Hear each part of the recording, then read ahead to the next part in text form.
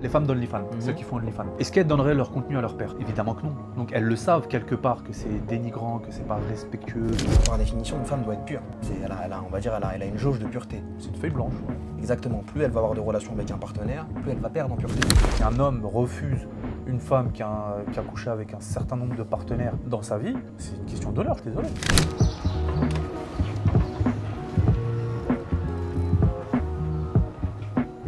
Petit cigare, ça va faire plaisir en cette chaleur de Marrakech. Salam alaikum. Ça va la baisse? Alhamdoulilah. Désolé de vous déranger dans cette belle journée. Est-ce que tu es un adepte du cigare? Alors moi je suis pas un amateur, je suis un débutant qui ne connaît pas réellement finalement les cigares. Donc toi je pense que tu as plus d'expérience que moi. Donc, plus d'expérience, ouais, j'aime bien. N'hésite pas à me conseiller pour un débutant. Je pense pour un débutant, c'est vrai que tu partes sur un gros cigare. Un débutant, il sent vraiment la différence entre voilà, un cigare haut de gamme ou un cigare plus prononcé sur le goût. Ou il le sent quand même. Il arrive vraiment à sentir là. Ça c'est le neutre, c'est crémeux. D'accord. C'est le léger. Bon, tu fumes, c'est 30 à 40 minutes. D'accord. Sinon, il y en a des Horatio, Jacques Chancel. En cigare aussi. Il dure combien de temps à peu près celui-là? Un peu plus longtemps? 1h15. 1 heure, ouais. D'accord. Les autres sont des cigares moyens. Les raffinés, c'est ici, c'est les cubains. Ouais, les cubains. Les cyclos 1, 2, 3, 4. On a quoi? On a du Cohiba, il y a du Trinidad. Trinidad. Édition Oro. Ouais. Donc ça, c'est les plus raffinés. Ok. Et ça, justement, un débutant, il sent que c'est raffiné par rapport à un cigare. Cubain, c'est toujours. Ah ouais? Et on le sent bien que c'est ok. Et après, il y a le calibre aussi. Il y a la taille du calibre. Plus il est gros, plus ça fume, plus. Plus il est petit, il est fort. Plus il est petit, plus il est fort. Il est fort. Ok. Après, il y a des saveurs aussi, non? Certains cigares. Épicé, boisé. Ok. C'est pas aromé comme. Comme la chicha, quoi. Ouais. Certains cigares, on a des vanille ou. Ouais. Ça, c'est épicé, boisé. D'accord, il y a des cigares qui ont des vanilles, goût café par exemple. Je pense Davidoff. Davidoff, ok. Ok, très bien. Moi, je vais prendre un petit cigare qui dure au moins 1 heure. Donc, il y a voilà. le XL, au Jacques Chancel. Pas trop fort non plus, un truc un peu médium. Ça, c'est moyen. Léger, tout moyen. Ok. Donc celui-ci, c'est quoi? C'est Horatio celui-là? C'est Horatio XL. XL. Il dure à peu près. 1 heure. Il a 1 heure. C'est vrai, le calibre du. Et même la coupe ici, on peut faire de 2 manières, c'est ça? On peut faire soit rond. 3 manières. Troué, coupe V, coupe normale. D'accord, ok. Je pense que je vais partir sur un Horatio XL. Après, on a. C'est quoi? C'est Oliva, c'est ça? C'est Oliva série V. En fait, il y a une série V et une série O. Ça, c'est moyen. Le V, c'est un bon cigare, mais un peu fort. Un peu fort. Ok. C'est des cigares cubains, ça aussi, ou pas? Nicaragua. Nicaragua? D'accord. Ok. Bah écoute, moi, je vais partir sur un Horatio XL. Je pense que. Ouais, on fait pareil. Toi aussi? Ouais. Non, on va te laisser le soin de couper V, normal. en V. Je pense qu'en V, ça peut être pas mal. C'est juste pour la mise en bouche, c'est ça? Pour fumer le confort de. D'accord. Coupe en V aussi? Ouais, coupe en V, très bien. Coupe en V. D'accord. Bah écoute, merci beaucoup. Je vous en prie. Très bien. On s'installe. On va s'installer, ouais. Très bien.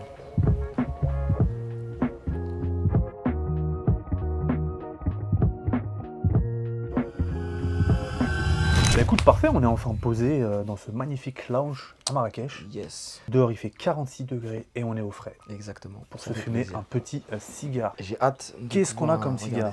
Donc c'est un Horatio gros calibre, donc XL, avec une coupe en V. Est-ce que tu as déjà fumé le cigare? Alors j'ai déjà fumé quelques cigares, notamment à Casablanca. Et c'est les seuls cigares que j'ai fumés, aussi quelques fois à Marseille, mais non, rarement en tout cas. T'es pas friand de ce genre Je suis d'endroit? pas un amateur. T'es pas un amateur? Mais écoute, je te laisse commencer. On va regarder ça. Bien sûr.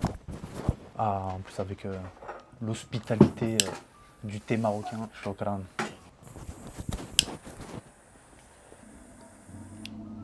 Donc alors, t'es pas trop un habitué de ce type d'endroit? Alors pour être totalement honnête, hein, c'est bien la première fois que je viens dans un salon de cigare. C'est quelque chose effectivement que j'ai pas encore testé, mais j'apprécie en tout cas le cadre. C'est très intimiste, pour avoir des vraies conversations. Exactement. Et non, c'est nice.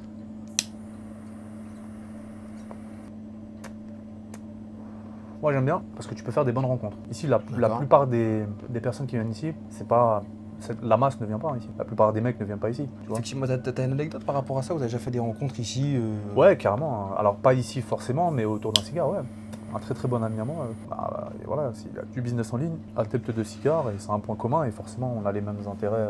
Il suffit que tu trouves un point commun avec une personne qui est déjà en place, on accroche. Tu as une bonne accroche, ensuite vous vous entendez bien, tu vois. C'est sûr que c'est pas au bar du coin que tu vas trouver... Bien sûr, mais si dans la vie tu veux rencontrer des personnes qui ont du succès dans leur vie, il faut que tu fréquentes les endroits que ces personnes-là fréquentent. Donc les salons de cigares, ici il y a pas mal de golf aussi. Ce genre d'activités, c'est des activités où tu vas justement pouvoir fréquenter genre de Exactement. Après c'est pas pour faire le mec, ouais, faut avoir une Rolex au poignet et fumer le cigare et ça y est, on est un entrepreneur accompli. Non, c'est juste que c'est cool de fumer et d'aller dans des endroits un peu posés comme ça, tu vois. C'est bon, aller tout le temps à la chicha, aller tout le temps boire un verre autour d'une table dans un café, c'est bien de changer aussi des fois, tu vois. Si tu veux rencontrer des aigles, il faut se comporter comme un aigle. Comme un aigle, exactement. Si tu te comportes comme une poule et que tu vas voir un aigle, il va te prendre comme une poule. Exactement. Et si la poule se déguise en aigle pour aller parler avec l'aigle, et bah direct, tu auras une accroche. Après, à toi de savoir bien te comporter. Après, encore une fois, c'est pas pour faire le mec, ouais, regarde, on est dans un lounge, fume le cigare, comme les mecs qui font de l'argent, on copie. Non, c'est juste que c'est juste des endroits sympas et c'est pas pour rien, tu vois. C'est sûr. C'est d'ailleurs pas commun, tu vois. D'ailleurs, il y a dans des grands hôtels, t'as les endroits comme ça. Hein. Où t'as l'hôtel où tu peux manger, la partie restaurant ouvert au public et tout, et après t'as la partie, on va dire, club privé, où c'est uniquement les membres du club privé qui peuvent se poser dans des lounges et c'est véridique. Hein. Du coup, tu rencontres les personnes plus intéressantes, tu vois, que la moyenne, on va dire. Donc alors, qu'est-ce que t'en penses du cigare? Ouais, c'est pas mal, j'aime bien, c'est le début là, mais ouais, nice. Franchement, non, c'est cool. On n'a jamais fumé comme ça le cigare en V. C'est vrai? Je le fumais toujours ouvert finalement, tu vois. Est-ce que tu avais un sujet en particulier que tu voulais aborder dans ce magnifique salon de cigare? Bah écoute, des sujets, il y en a toujours. Hein. Donc un sujet dans ce salon de cigare à Marrakech. Tu sais qu'à la fois, là, on a parlé du body count. Beaucoup de réactions, hein. Beaucoup de réactions. Franchement, c'est abusé. J'ai été surpris de voir autant de meufs, plutôt autant de mecs qui acceptent ça. Le commentaire le plus ouf qui revenait, enfin, bon, déjà, c'est souvent des phrases toutes faites qui reviennent. Alors, pour remettre dans le contexte un peu, voilà, on a fait un podcast sur body count. Combien est-ce que tu peux accepter de body count pour ta femme, ta future femme? Donc toi, tu avais dit 10, moi j'avais dit 10, c'est énorme. Ouais, voilà, une fois ok, 2 fois d'accord, à la limite, 3 fois, après ça commence à devenir des erreurs. Mais 10 c'est trop. Et la plupart des commentaires c'était non, moi j'ai 40, moi j'ai 50, je l'assume, vous êtes des frustrés, on touche votre ego quand des femmes ont beaucoup de body count. Non, c'est pas une question d'ego, c'est une question d'honneur. Bien sûr. C'est ça que les gens ont du mal à comprendre, surtout les femmes. Question d'honneur. Si un homme refuse une femme qui a couché avec un certain nombre de partenaires dans sa vie, c'est une question d'honneur, je suis désolé. Il y a des femmes qui m'ont dit oui, mais à votre grand âge, vous jugez encore sur le body count. Mais en fait, le body count va... alors, il y a beaucoup de choses qui définissent une femme. Et je ne vais pas dire que le body count est la seule chose qui définit une femme, ce serait faux. Mais c'est un argument dans la balance qui pèse énormément. Tu vois. Moi je pense que c'est, pour moi en tout cas, personnellement, majeur. Ça touche à mon honneur et c'est éliminatoire. Clairement, c'est un red flag éliminatoire. C'est, je pense, le plus gros des red flags qu'il peut y avoir. Une femme qui se présente à moi, on discute et qui me dit d'un coup, ouais, j'ai 20, 30, 40, 50 partenaires, mais ma chérie, excuse-moi, t'as pas de valeur pour moi. Enfin, ta valeur est diminuée. Alors, je te respecte, t'es intelligente, etc. Mais toi, tu ne te respectes même pas. C'est impossible que tu sois la mère de mes enfants. Je vais dire quoi, moi, mon gosse? Ouais, ta mère, elle a connu 50. Regarde, je vais donner une image et là, elle va parler à tout le monde. Ok, on force le truc, t'as eu 50 mecs, 50 partenaires. Vas-y, on se marie. Le jour de notre mariage, on va inviter les 50 mecs. Mais tu crois qu'ils vont me voir comment? Déjà, ils t'ont vu toute nue, dans tous les sens du terme. Vous avez fait je sais pas quoi. Et ils vont me voir et ils vont me serrer la main, ils vont me dire félicitations. Mais dans leur tête, à ton avis, ils vont penser à quoi? Félicitations, mais ta femme, par contre, c'est inconcevable. Jamais de la vie. À un moment donné, les gars redescendaient sur terre. Mais de toute façon, c'est la plupart qui commentent. Les femmes qui commentent, alors déjà on a touché leur ego, elles se sentaient concernées parce que vu comment elles l'ont pris personnellement, c'est genre en mode ouais effectivement moi aussi j'ai un gros body count et je n'accepte pas ce qu'ils disent. Je pense que c'est ça, parce que moi en tout cas les personnes qui sont venues me contacter, tu vois, paradoxalement il y a eu des personnes qui sont venues me dire non mais vous jugez une femme à son body count. Une femme aujourd'hui, en fait par définition, une femme doit être pure. Elle a une jauge de pureté. C'est une feuille blanche, ouais. Exactement. Plus elle va avoir de relations avec un partenaire, plus elle va perdre en pureté. Donc nous, hommes finalement, qui voulons une femme pure, effectivement, on va plus s'orienter. Si on a une femme A, une femme B, une femme A, elle a 0, une femme B, elle a 40. Mais après, tu connais l'argument en face, c'est... la femme A. Ouais, mais si tu veux une femme pure, il faut que toi aussi tu sois pure. Est-ce qu'ils comprennent pas les femmes? C'est que l'homme, lui, il regarde le passé de la femme. La femme, elle regarde le futur de l'homme. Un homme, lui, il a des instincts beaucoup plus, on va dire, animal par rapport à la femme. C'est-à-dire qu'un homme, il peut avoir une partenaire féminine, voilà, faire un truc, faire ce qu'il a à faire avec une femme, et ensuite oublier la femme. Un homme, il peut, genre, avoir une partenaire femme, et ensuite l'oublier le lendemain. Une femme, non. Une femme, il y a du lien qui se crée, il y a de l'émotion, il y a de la connexion qui va se créer entre l'homme et la femme quand ils vont être partenaires. Voilà. Donc, bah, c'est pas comparable. C'est quoi les commentaires un petit peu que tu as eu sur le... Alors, les commentaires. Body count, c'est juste une excuse pour aller chercher des jeunes filles plus jeunes. Sinon, ils auraient cherché dans les églises, mosquées. Vous êtes des prédateurs. J'ai pas du tout compris son commentaire. Tout mélangé. Ça n'a rien à voir avec la religion. Mais bien sûr, bah regarde, les jeunes hommes deviennent très graves. On se dirait retourner dans les années 50, merci de l'islam. 3 petits points, c'est grave pour les femmes. Mais c'est grave pour les femmes de multiplier les partenaires. C'est pas une question d'islam, de religion, c'est juste une question d'honneur, quoi. Enfin, respectez-vous. Pour elle, la femme, elle n'a aucun problème de coucher avec 50 mecs, 100 mecs dans sa vie, aucun problème. Mais moi, le pire dans tout ça, c'est leurs mecs qui acceptent ça. Il y a des mecs qui ont commenté, qui ont dit oui, moi, ma meuf, elle a couché avec 50 mecs avant moi, mais moi, je l'accepte, aucun problème. Espèce de... T'as pas d'honneur, mec, c'est tout. C'est cette dynamique-là en France, etc., de vouloir être pour les femmes, de vouloir être en mode féministe, woman indépendante, etc., et essayer de prendre leur indépendance, tu vois. Et donc, du coup, pour elle, il y a des femmes qui pensent comme ça. Donc, en gros, je fais ce que je veux, je suis libre, donc en gros, je peux coucher avec plein d'hommes. Ouais, mais après, ces femmes-là, elles se réveillent et elles se disent ouais, mais j'attire que les clochards, j'attire que les hommes à faible valeur. Évidemment que tu vas attirer que les vieux mecs. Parce qu'à un moment donné, excuse-moi, tu t'es fait salir. Ça a des conséquences après sur la femme. Et je vais te dire un truc, hein. L'homme, il peut coucher avec 100 femmes, il va pas être détruit de l'intérieur. La femme, elle va coucher avec 100 hommes, je peux te dire qu'elle est détruite de l'intérieur. Je suis d'accord. Toutes les meufs qui font OnlyFans, qui vendent leurs pieds, qui font du contenu un peu très explicite pour gagner de l'argent, c'est des femmes qui sont détruites à l'intérieur. Ah, j'en vois un paquet sur les réseaux. T'as l'impression qu'elles sont pumped up et tout parce qu'elles peuvent s'acheter un Birkin ou elles peuvent s'acheter un beau petit sac à main. Bien sûr. Et dans leur tête, mentalement, elles sont complètement esquintées. Voilà. Elles sont complètement esquintées. Et ça, c'est pour d'un point de vue global, tu vois, on en parlait la dernière fois, mais en mode, t'as vraiment la forme et le fond. La forme qui peut être belle, les sacs Hermès, les voitures, etc. Mais en fait, la personne, donc le viewer, il va voir ça, mais il ne va pas comprendre concrètement le fond, il ne le connaîtra pas. Mais le fond, elle est détruite parce qu'elle a eu, je sais pas, peut-être 100, 200 de bodyguards, etc. Bien sûr. Mais pour elle, il n'y a pas de problème. Tous les hommes parlent avec elle parce qu'elle monte ses fesses, donc tous les hommes, finalement, même s'ils parlent avec elle avec une accroche qui peut être amicale, finé, dans tous les cas, il doit forcément avoir. C'est tout ce qu'elle va attirer. Écoute, c'est simple. Elle va attirer que les mouches. Désolé, mais les mouches, elles sont attirées par la merde. Voilà. C'est comme l'histoire de la sucette. La sucette, quand elle montre pas sa forme, donc elle montre pas le fait de la sucette, elle est fermée, elle est dans son emballage. Les mouches ne vont pas venir se coller à elle. Enlève-lui son emballage, donc enlève les vêtements de la femme, toutes les mouches vont venir se coller à elle. C'est exactement la même chose, mais les femmes, ça ne le comprennent pas. Elles pensent que c'est bien de montrer ses fesses sur les réseaux, de montrer des cuisses, d'être très explicite et très subjectif. Ah non, je suis désolé, mais ça, en fait, moi, ça attire absolument pas les hommes de valeur. En fait, le problème, c'est que en fait, la femme en 2025 qui se montre sur les réseaux sociaux, elle recherche de l'attention. Le problème, c'est qu'en recherchant de l'attention, elle va montrer un petit peu ses parties, etc. Mais en fait, ça va être de l'attention sexuelle qu'elle va rechercher inconsciemment. Ouais. Et les gens qui vont la contacter par rapport au fait qu'elle montre ses parties intimes, finalement, tu vois. Et donc, du coup, derrière, en fait, voilà, faut pas s'étonner de la fin, en fait, d'une personne qui va te contacter, qui va profiter de toi et derrière qui va te jeter, en fait. Après, elle dit, ouais, les mecs, c'est les mêmes, etc. Mais tu attires ce que tu veux attirer. Montre-toi, montre tes fesses, tu vas attirer des gens qui veulent tes fesses. Mais ça, c'est beaucoup les femmes qui sont en manque d'approbation. Elles sont en manque d'attention, elles sont en manque d'approbation, elles veulent la validation sociale et elles ont compris que pour aujourd'hui avoir l'attention, faut montrer ses fesses, faut montrer ses formes, il faut se dénuder sur les réseaux sociaux. Et ces femmes-là, elles veulent après des hommes de haute valeur. Des hommes qui soient sérieux, des hommes qui soient responsables, des hommes qui soient businessment parlant, des hommes d'affaires et du succès, des hommes qui ont de l'argent, des hommes qui soient stables financièrement et mentalement, des hommes qui ont un certain âge, donc une certaine maturité, des hommes qui... Enfin, tu vois, elles veulent le haut du panier, mais elles, toute leur vie, elles montraient leur forme et elles étaient dans une quête de « j'attire que les clochards ». Voilà. Donc à quel moment cet homme-là de haute valeur, il va juste s'amuser avec toi dans le meilleur des cas. Ce gars-là, il a le choix du roi. Et pour lui, c'est éliminatoire. Exactement. Déjà, il va aller sur tes réseaux, il va voir tous les highlights. Tes highlights, c'est Mykonos, Dubaï, Marbella, Cannes, Marrakech, Thaïlande. Déjà, ça, c'est un red flag. La meuf, elle a fait le tour du monde, mais que dans les endroits, tu vois, pimpés, tu vois. Elle a pas fait le Cambodge, puis ensuite le Japon, puis ensuite la Corée du Sud, puis ensuite un peu le Panama. Non, elle a fait que les endroits, excuse-moi, où il y a du supercar. Où il y a de la supercar. Et on sait pourquoi t'es parti là-bas. Je suis désolé. Donc, tu fais comme les autres, t'as même résultat que les autres. Et le mec qui a de l'argent, qui est succès, excuse-moi, donc qui est au haut du panier, il va pas te calculer, il va s'amuser avec toi à la limite, mais il n'espère rien de lui derrière.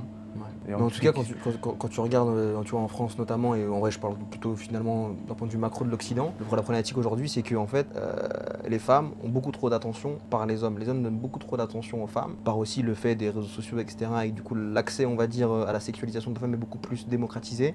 Du coup les hommes sont là et en fait donnent beaucoup trop d'attention aux femmes. Et du coup finalement, si je prends l'exemple d'un marché, en fait la demande des femmes est supérieure à l'offre. Et donc du coup l'offre elle se prend un petit peu pour n'importe qui parce qu'elle a beaucoup de demandes dans les DM, etc. etc. Mais c'est biaisé, le marché est biaisé. C'est faux en fait, elle a une mauvaise interprétation. Et c'est une demande qui est une fausse demande finalement, parce que c'est une demande qui est axée uniquement sur le côté sexuel. Il n'y a pas de recherche de sérieux. Évidemment. Et après elles se disent ouais mais les hommes aujourd'hui ils veulent jamais se poser, ils veulent jamais. Mais regarde ton Instagram. Est-ce qu'on a envie de se poser avec toi, tu vois? C'est pas l'image que tu Et aujourd'hui les femmes no face, alors je dis pas que ça n'existe pas, ça existe, mais il y a beaucoup de femmes qui ne sont pas no face. Nous on sort etc. on rencontre des femmes, chaque fois c'est pareil, l'Instagram il est rempli de Mykonos, Dubaï, Marrakech, etc. Et en plus, ça, je supporte pas. Et elle pense que c'est genre tellement valorisant de faire ça. Les meufs qui sont en story postent que les tableaux de bord. Et après, les scènes derrière les DJ. Les scènes derrière les DJ, les tableaux de bord. Franchement, c'est abusé. C'est un tue-l'amour. Le pornstar. Exactement, le cocktail pornstar. C'est un tue-l'amour. C'est dévalorisant pour les femmes, même pour elles. Après, bon, elle a que ce qu'elle aime, tu vois. Moi, en fait, je leur en veux pas. C'est leur vie. Chacun fait sa vie, tu vois. Par contre, moi, je n'accepte pas celles qui sont dans le déni, qui disent non, c'est pas vrai, non, c'est faux. Et après, qui sont tout le temps en train de râler, en train de se plaindre, et les mecs, et les trucs. Mais on le sait que tu pleures sous ta couette avant de dormir. Arrête, c'est bon, tu vas pas parce qu'après, là, les gens ils nous regardent, etc. Ils voient qu'on parle des femmes, ils vont se dire ouais, c'est des misogynes, etc. Ils respectent pas la femme.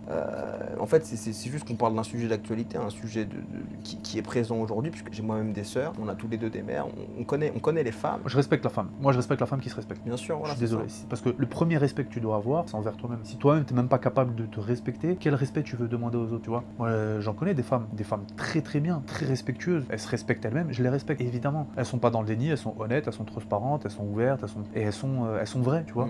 Et elles se respectent. Ça, c'est des femmes de haute valeur. Et à contrario, je connais d'autres femmes qui sont dans le déni. Mais n'importe quoi, la meuf s'est tapée la moitié du village et elle se dit ouais, pourquoi vous me respectez pas? Et parce que tu te respectes pas toi-même déjà. Tu vas aller où après ça? Est-ce que toi, tu aimerais que ta fille elle fasse ça au moment où tu es en train de le faire, tu vois? Pose-toi la question, est-ce que tu aimerais que ta fille est en train de faire c'est simple. ce que tu es en train de faire? C'est simple, regarde. Les femmes d'OnlyFans, celles qui font OnlyFans. Est-ce qu'elles donneraient leur contenu à leur père? Évidemment que non. Bien sûr que non. Donc elles le savent quelque part que c'est dénigrant, que c'est pas respectueux, que c'est moi le contenu que je fais sur les réseaux. Mais moi je les donne à ma famille, à mes parents. Pour qu'ils consomment, tenez, je suis fier. Parce qu'il y a rien de malsain dedans. Elles le savent au final, tu vois. Mais bon. Et d'ailleurs, en parlant de OnlyFans, ça reste un business, etc.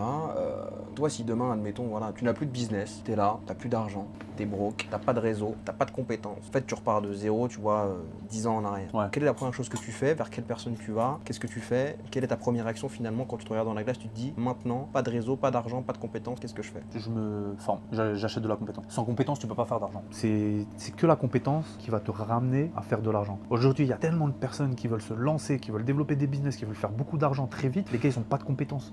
Qu'est-ce que tu veux faire? Je m'étais associé avec un mec, voilà, il y a un moment. Bon, j'ai arrêté depuis parce que c'était complètement pipé. Et pareil, il voulait se lancer dans un business model et tout. Le projet, il était bien. Et il avait aucune compétence. Et il voulait faire croire aux autres qu'il avait cette compétence. Ok, ouais. C'était du mensonge pur et dur. T'arrives même, il disait ouais, je vais vous apprendre à faire 100 000 € par mois en l'espace de 2 mois. Faites comme moi, copiez-moi. Je dis mais arrête de faire ça, c'est faux. Et du coup, moi j'ai décidé d'arrêter avec lui parce que c'était d'une malhonnête. De deux, t'as des clients, tu vas faire comment pour bosser avec eux? T'as aucune compétence. Donc je pense que vraiment aujourd'hui, tu veux te faire de l'argent le plus rapidement possible. C'est comme l'histoire avec la hache. Je te donne une hache, t'as 2 heures pour couper l'arbre qui est devant. La plupart des gens, ils vont prendre la hache et ils vont commencer à couper l'arbre parce qu'ils ont 2 heures. Et le mec qui est intelligent, pendant 1 heure, il va affûter la lame. C'est marrant que tu dises ça. J'ai donné une conférence et j'ai pris la métaphore. J'ai créé une histoire en fait avec une métaphore de 2 personnes qui font un concours pour créer la pyramide la plus élevée.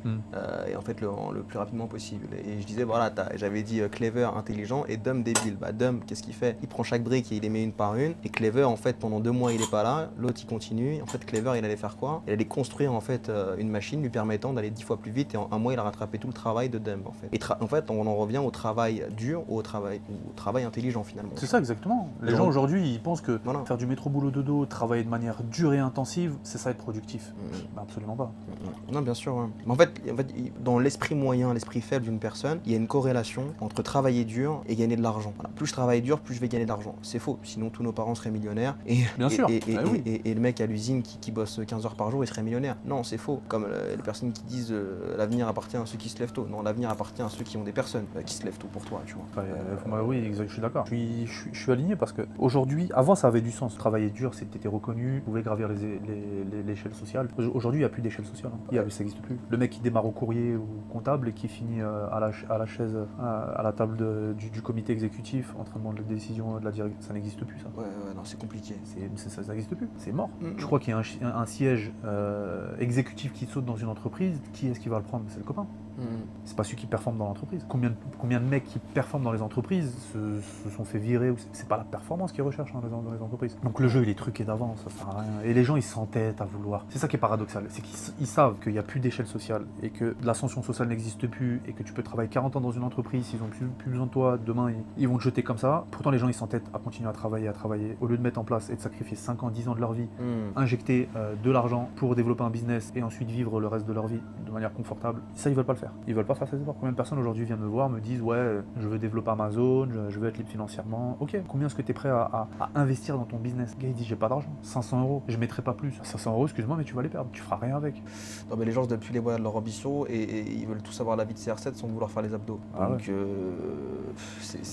en tout cas ce que je ferais personnellement, tu vois, si demain plus d'argent, plus de compétences, plus de réseau, rien du tout, je regarderais les différentes options qui me se proposent à moi. Qu'est-ce que voilà, ok, donc aller à l'école, trouver un diplôme, obtenir un diplôme, 5 ans d'études pour essayer de gagner. Je crois que la dernière fois j'avais regardé parce que moi j'ai une licence. Si demain je postulais sur le marché, j'allais taper je crois 1007. Bon, voilà. Donc j'ai cette option là que la société me donne. Mais la vérité c'est qu'est-ce que je vais faire? Je vais apprendre la vente. Ensuite une fois que je sais vendre, je vais regarder très concrètement est-ce que sur le marché il y a un produit, une offre irrésistible que je peux vendre pour quelqu'un et derrière toucher une commission, style closing. Ou alors je vais me former dans un domaine, je vais devenir expert dans ce domaine et ensuite je vais créer mon agence et je vais délivrer à des entreprises. Et je vais pouvoir croître en formant des gens sur la même compétence que moi pour dupliquer et créer mon business. Je crée de la valeur. Ou alors je vais regarder, je vais mettre en relation une personne qui a un besoin avec une personne qui a une solution et je vais prendre ma commission. Ouais. Mais je vais pas aller faire 5 ans d'études comme j'étais en train de le faire finalement, où je me suis arrêté au bout de 3, j'ai déjà perdu 3 ans, pour au final taper mes 1700, 2000 € et travailler pour un mec qui le lendemain va me dire bah écoute mec, en fait j'ai fait 6 ans d'études. J'ai fait 6 années. Bah voilà. Et la première claque c'était le salaire. Moi je me suis dit c'est bon, j'ai fait 6 ans, je suis sorti d'affaires, je vais enfin souffler. Tu parles, la galère elle commence maintenant. Tu crois que tu as galéré dans ta vie? Non, c'est maintenant que tu commences. Galère mentale déjà. Ensuite travailler pour quelqu'un tranquille, te dire quoi faire. T'as l'impression que t'es un enfant en fait. Et en plus ton manager ou ton responsable n'est pas forcément plus smart, plus intelligent ou plus fut que toi. Hein. Il est juste au-dessus de toi. C'est tout, exactement. Voilà. Le jour où il est mal luné, il va te refuser tes congés. Le jour où il est content, vous allez prendre un café ensemble. Et en fait toute ta vie, tu vas dealer avec l'état d'esprit et la mentalité de ton manager ou ton responsable. Et s'il doit te couper les jambes pour monter au-dessus, il le fera, tu vois. Donc les jeux ils sont truqués d'avance. Qu'est-ce que tu veux aller? Qu'est-ce que tu veux espérer dans ça? Tout ça pourquoi? Pour ton petit salaire. En plus je vais te dire un truc, celui qui a son salaire aujourd'hui, une seule source de revenus, c'est très dangereux. Qu'une seule source de revenus, donc tu ne l'as plus. Voilà. Aujourd'hui il faut être anti-fragile. Tous les salariés, les personnes qui ont qu'une seule source de revenus, ce sont des personnes qui sont très fragiles. Leur vie est très fragile parce que ça ne tient qu'à un fil, une seule source de revenus. Et en plus c'est des personnes qui ne sont pas résilientes. Elles n'ont aucune résilience dans la vie. C'est-à-dire que demain il t'arrive un imprévu, tu résistes pas. Et peut-être même que tu emportes ta famille avec toi. Après tu perds ta femme parce qu'elle en a marre et après truc et c'est terminé. Bah non. Ouais, mais c'est vrai qu'aujourd'hui, tu vois, il y a une société qui est réellement passive, tu vois, et consommatrice. Parce qu'aujourd'hui tu dis à un salarié, il y a des gens qui ont collaboré avec moi, etc., qui ont été salariés, tu vois, ils veulent créer un business, ils veulent entreprendre, etc. Ils font 5h, 17h. En fait, le problème, c'est que la personne, quand elle rentre à 17h, la première chose qu'elle a envie de faire, se poser sur le canapé, jouer à la PlayStation, regarder un film, parler avec sa femme, etc. etc. Ah ouais. Mais aujourd'hui, les gens, malheureusement, n'ont plus l'énergie, quand ils rentrent à 17h, de se poser et de créer leur deuxième vie, pourquoi leur activité, tu vois. Parce que quand ils rentrent dans le travail, pour eux, leur travail, c'est la vie, c'est leur vie. C'est leur travail, c'est ça et pas autre chose. Ce qui fait qu'ils vont se donner à 200% dans leur travail. Évidemment, les mecs, quand ils vont rentrer le soir. Moi, je me rappelle quand j'ai commencé à développer mes business, mais entre midi et 2 quand je travaillais, mais je le consacrais que pour moi, tu vois. J'étais pas à fond dans mon travail, je levais le pied, je donnais que 5 50%, que déjà j'avais compris que se mettre à 100% dans le travail, tu as une petite tape sur l'épaule, ton salaire ne va pas changer. Hein. C'est pas parce que tu as été beaucoup plus performant que forcément c'est indexé sur ce que tu vas toucher à la fin du mois. Bien sûr. Donc moi je restais à 50%, voilà. Et entre midi et 2, je bossais sur mes trucs, et le soir je travaillais sur mes business. Voilà. Et le matin, avant de partir aussi, pareil, avant de commencer, je me réveillais très très tôt, j'arrivais tôt avant tout le monde, et je bossais sur mes business. Parce que je me suis donné les moyens. Parce que j'ai compris que c'est complètement biaisé, je peux pas rester toute ma vie en dessous d'un néon, devant un ordinateur, en train d'écouter un Gugus où je lui apprends 50 fois sa vie, me dire comment faire, non, ça me saoulait. Et du coup, entreprendre, est-ce qu'on est solitaire ou pas? Solitude, c'est un choix. Ouais. Aujourd'hui, la solitude pour moi, tu vois, moi je suis quelqu'un de très solitaire, mais j'ai choisi. Je ne subis pas la solitude, c'est quelque chose que j'ai choisi.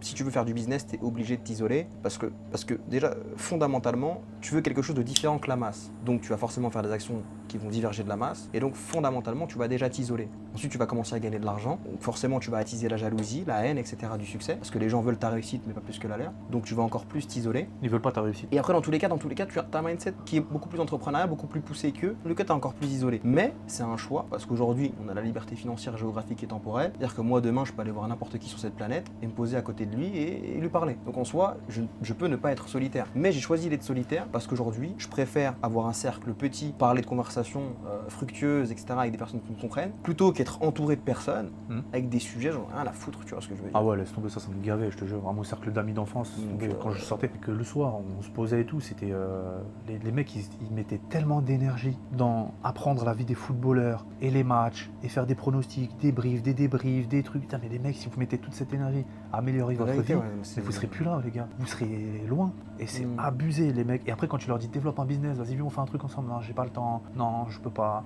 Non, j'ai pas le temps parce que le travail, les enfants. Tu vois, tu vois la différence entre la mentalité salariale et entrepreneuriale, c'est que la mentalité salariale, elle est remplie de oui mais. Et la mentalité entrepreneuriale, elle est remplie de oui et. Mais un salarié, admettons, tu lui dis, tu vois, là, t'as une compétence, t'es maxé dans, je sais pas, t'es comptable, t'as une compétence de comptabilité. Aujourd'hui, tu pourrais prendre cette connaissance-là, la délivrer à une société en expertise freelance. La personne dit, oui, mais il y a déjà lui qui fait ça. Oui, mais je me sens pas assez, j'ai pas assez d'expérience. Oui, mais. Mais en fait, personne s'est lancé avec de l'expérience, tu vois. Ouais, c'est ça. Donc, c'est comme moi, j'ai fait le premier séminaire que j'ai fait, j'avais jamais parlé en public. Je me suis pas dit, j'ai jamais parlé en public, du coup, je vais prendre un cours de théâtre, etc. Non, je suis monté sur scène, j'ai pris mon micro, j'ai parlé devant tout le monde, et après, ça allait, tu vois. Après, c'est. Mais le salarié va te dire, ouais, mais t'étais prédestiné, etc., à avoir des facilités à parler en public. Mais pas du tout, en fait. Toi, t'en sais rien, lance-toi, lance-toi dans le vide et prends des morceaux de débris pour faire ton planeur et essayer de pas te casser la gueule. On va parler d'argent. Ouais. C'était quoi ta plus grosse journée en argent que t'as fait? 90 000 €. Putain, tu m'as battu. Je pensais que. J'étais à Courchevel sur les pistes de ski et 90 000 € qui tombent. Je me suis arrêté sur un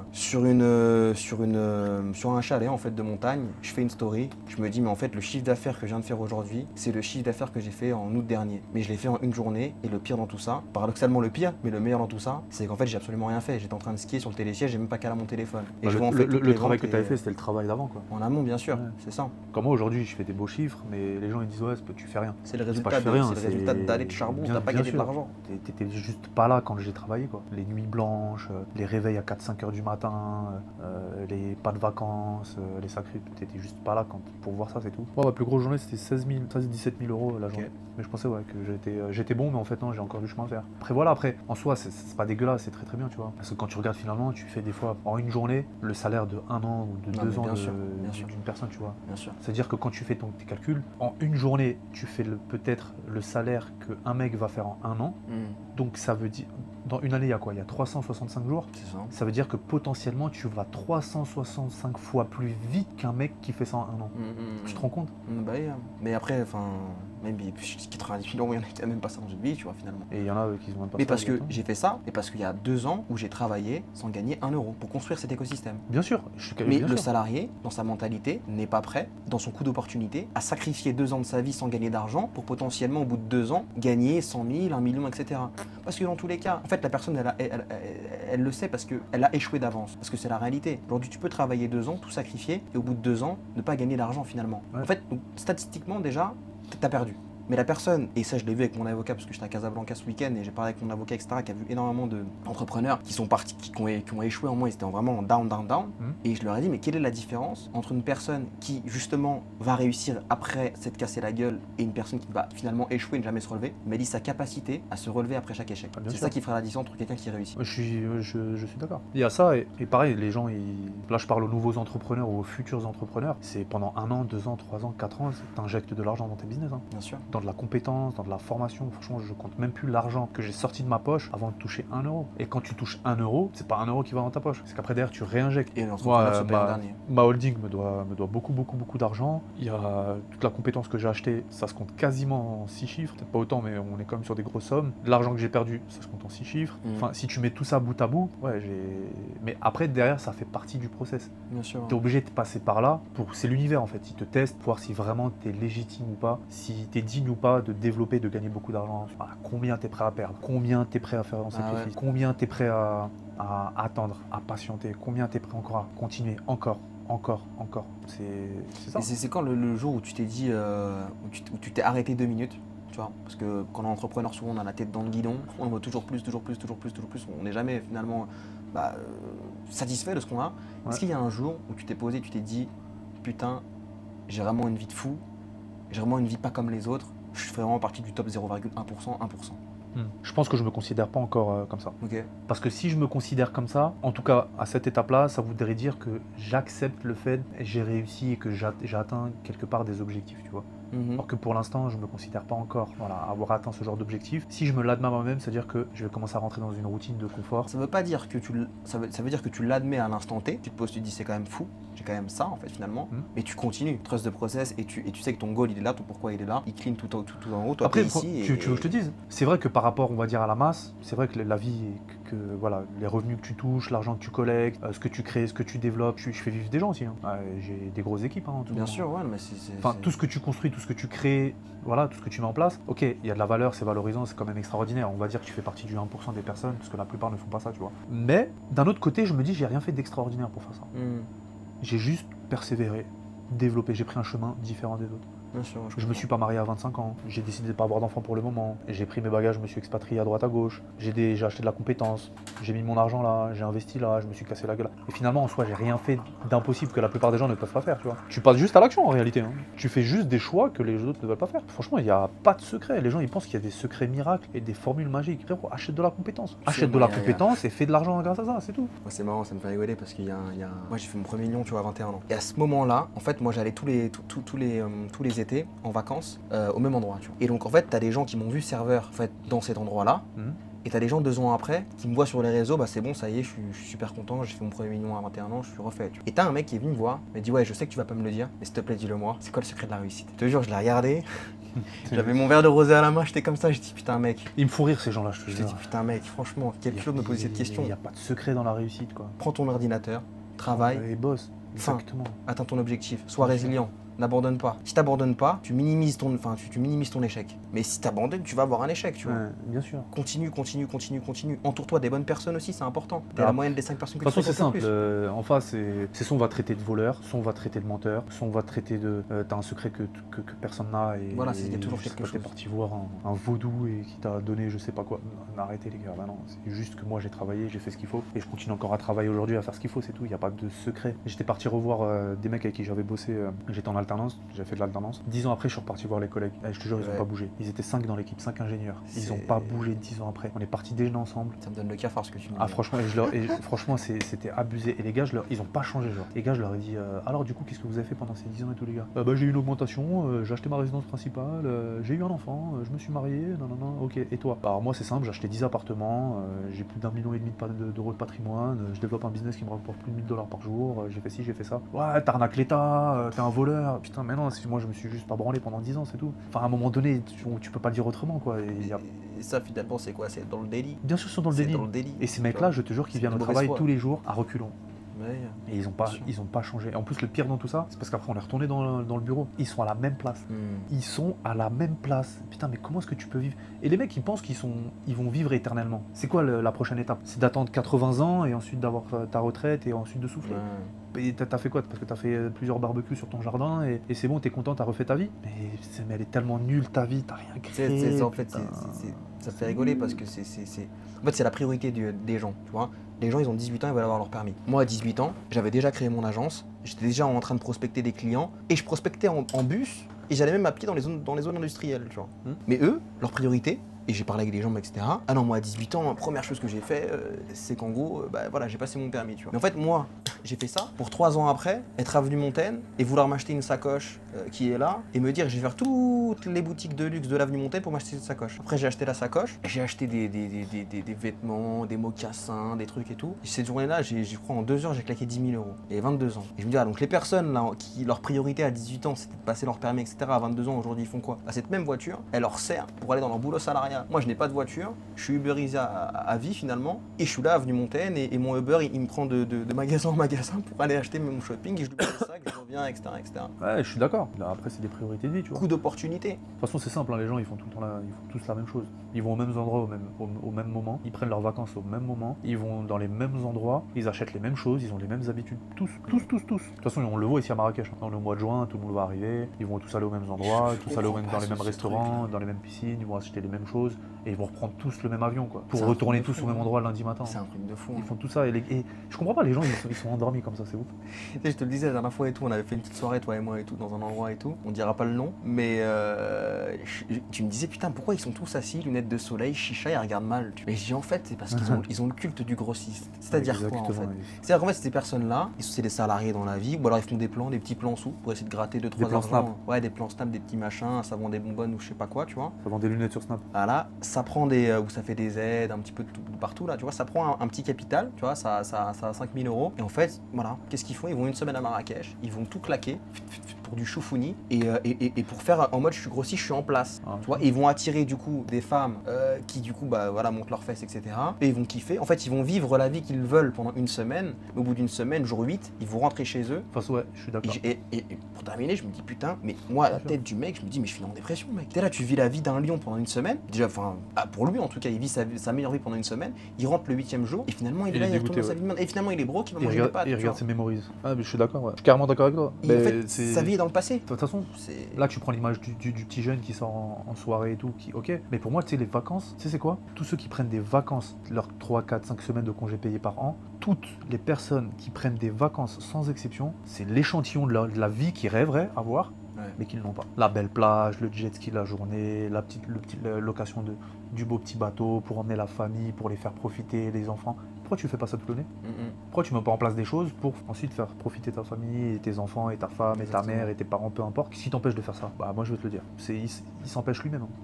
Cette personne-là s'empêche lui-même. Parce qu'après, quand tu lui proposes des opportunités, et d'ailleurs c'est Warren Buffett qui dit ça, les riches s'enrichissent de plus en plus, et les pauvres resteront pauvres, parce que les riches s'enrichissent parce qu'ils voient les opportunités, les pauvres restent pauvres parce qu'ils pensent que toutes les opportunités sont une arnaque. C'est carrément vrai. Toutes les opportunités, les gens ils pensent que c'est des arnaques. Ok, laisse l'arnaque pour quelqu'un d'autre, tu vas voir que la personne va s'enrichir. Et après tu vas envier sa vie. Donc quel conseil du coup tu as à donner aux jeunes entrepreneurs, aux personnes qui veulent développer leur business? Déjà de regarder sa vie, de faire un constat, comprendre déjà quelle est ta vie, de comprendre ce que tu ne veux plus. Et de trouver un moyen qui te permettra d'aller dans ta situation rêvée où tu as justement plus les galères que tu as aujourd'hui. Je te donne quelque chose, une personne, voilà, elle vient ici une semaine à Marrakech. Elle kiffe Marrakech, etc., etc.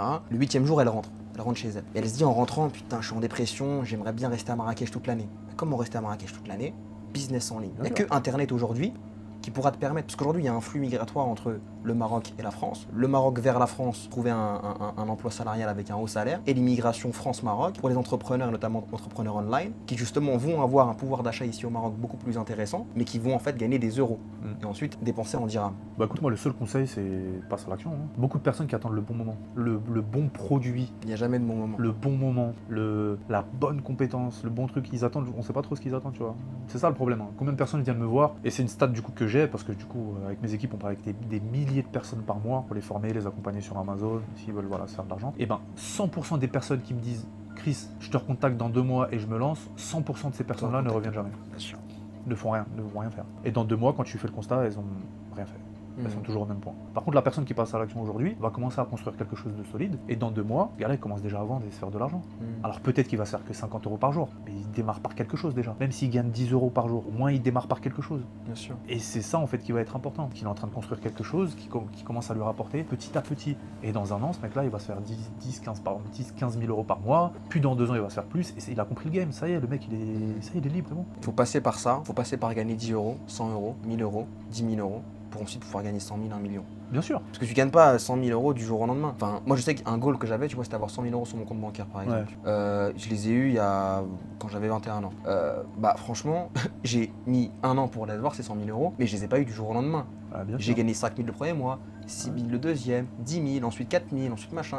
Et vu que j'ai justement en face, j'ai mis 0 charge, je me suis enrichi comme ça. Et à 21 ans, j'avais 100 000 €. Mais ça m'a pris, et avant, parce que je dis le premier mois, j'ai gagné 6 000 €, mais avant le premier mois où justement j'ai fait mon lancement, avant c'est un an de galère, c'est un an de syndrome de l'objet brillant. Quelle opportunité! Mais j'ai fait, j'ai cherché, j'ai essayé, j'ai échoué, j'ai perdu de l'argent. En tout, tu parlais de 6 chiffres de perte. Moi, j'ai perdu, je crois, 115 000 € dans les investissements, en tout. Ah ouais? Parce que j'ai fait beaucoup de choses. J'ai gagné aussi d'argent aussi très vite. J'ai voulu placer aussi mon argent très vite. Et quand tu fais de l'argent, et quand t'es à ton prime, et quand t'as la couronne du roi, et bah tout le monde te convoite, tout le monde veut te piquer. Ah ouais, de ouf. Et vu que moi, j'étais jeune, un petit peu naïf, etc., j'avais beaucoup d'argent, je faisais des virements comme ça, etc. Et je me suis fait escroquer par des personnes sur des faux investissements, sur des choses, parce que j'étais naïf. Mais je leur en veux pas à ces gens-là, pourquoi? Parce que ces personnes-là m'ont permis de devenir qui je suis aujourd'hui, et quelqu'un qui a un regard beaucoup plus macro. Et en fait, toutes ces galères-là ont fait ce que je suis aujourd'hui. Ce qui fait qu'aujourd'hui, tu as cette capacité à déterminer si en face, il y a du red flag ou pas. Exactement. Si tu peux y aller ou pas. Bien sûr, je suis carrément d'accord. Mais je te rejoins sur ça, parce que moi aussi, je suis passé par tout ça. Et je pense que tous les entrepreneurs, on a les mêmes patterns. On a exactement les mêmes patterns. Il y en a plein qui ont perdu plein d'argent. Il y en a, quand je les vois sur les réseaux, pareil. Les mecs comme Cyrus, les mecs comme La Menace, les mecs comme les mecs comme... comment il s'appelle l'autre là Lorenz. Il y en a plein qui ont perdu de l'argent. Et ils te le disent, je me suis fait escroquer, je me suis fait prendre.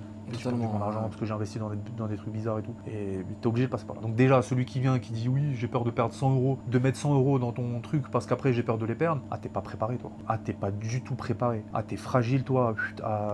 Au moindre coup de vent, ça y est. Quelle est, tu vois, pour toi, le caractéristique entre une personne, quand tu parles avec une personne, etc., quel est le caractéristique qui va te dire, ok, cette personne-là va réussir ou cette personne-là va échouer? Celle qui est détachée et qui persévère. Celui qui est détaché, qui dit, ok, j'ai 3 000 € de côté, c'est parti, go. Je suis détaché de ça, j'ai pas un rapport bizarre avec l'argent, je vais le tenter et je vais y aller. Cette personne-là, elle montre tout de suite des signes de prise de risque. Et quand tu entreprends, je pense que c'est la meilleure des qualités que tu dois avoir, la prise de risque. Si tu es trop frileux, si tu poses les maths à chaque fois, si tu te poses 51 000 questions avant de te lancer, tu feras rien, tu seras jamais entrepreneur. Tu seras juste qu'un exécutant dans une entreprise, c'est tout. C'est pour ça que ceux qui font le plus d'argent, c'est pas les plus intelligents. Parce que le mec qui est intelligent, de par nature, il est beaucoup dans la réflexion et dans la suranalyse. Ce qui fait que ce mec-là, avant de lancer sur un business, il va se poser 50 000 questions. Pourquoi il se pose ces questions-là? C'est parce qu'il veut avoir 100% de garantie et de gain. Sauf que ça n'existe pas 100% de garantie. Alors tu mets en place des choses, tu apprends de la compétence, tu te fais accompagner pour minimiser le risque d'échec, mais 100%. Et ça, d'ailleurs, ça je le dis à mes clients quand ils se lancent sur Amazon, parce que moi aussi j'ai un service de validation de produits, on recherche les produits pour les clients, etc. Les gars, je leur dis, je te garantis pas à 100% que ce produit va exploser. Alors oui, on a des solutions et des stratégies pour atteindre ce 100%, mais il y aura toujours une part qui va être inconnue, variable. Le marché, la géopolitique, les coûts, les charges qui augmentent, le transport, on n'en sait rien. Il y a toujours quelque chose qui peut tout niquer. Donc le 100% de réussite n'existe pas. Et le mec qui est intelligent, il voudra avoir ce 100% de garantie.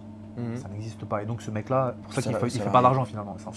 Il est intelligent pour l'exécution des tâches quotidiennes qu'il fait parce qu'il arrive à trouver des solutions. D'ailleurs, tu sais c'est quoi la différence entre un mec intelligent et un mec qui est malin? Un mec qui est intelligent, c'est un mec qui résout des solutions. Il y a des problèmes, il va résoudre des solutions. Un mec qui est malin, c'est un mec qui s'adapte à toute situation pour se sortir de cette situation. C'est un débrouillard. C'est pour ça que les mecs qui font plus d'argent, c'est des mecs qui sont malins. Parce que s'il doit rigoler avec la bonne personne pour se sortir de la situation, il le fera. S'il doit pleurer avec la bonne personne pour se sortir de la situation, il le fera.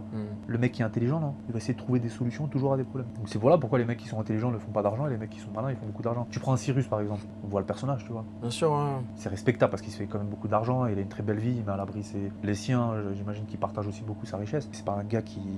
Enfin, c'était pas le premier de la classe, quoi, tu vois. Oui, non, il respire pas l'intelligence et le... Bien sûr. donc la finalité, c'est quoi? C'est dans ce monde-là, tu fais de l'argent par n'importe quel moyen.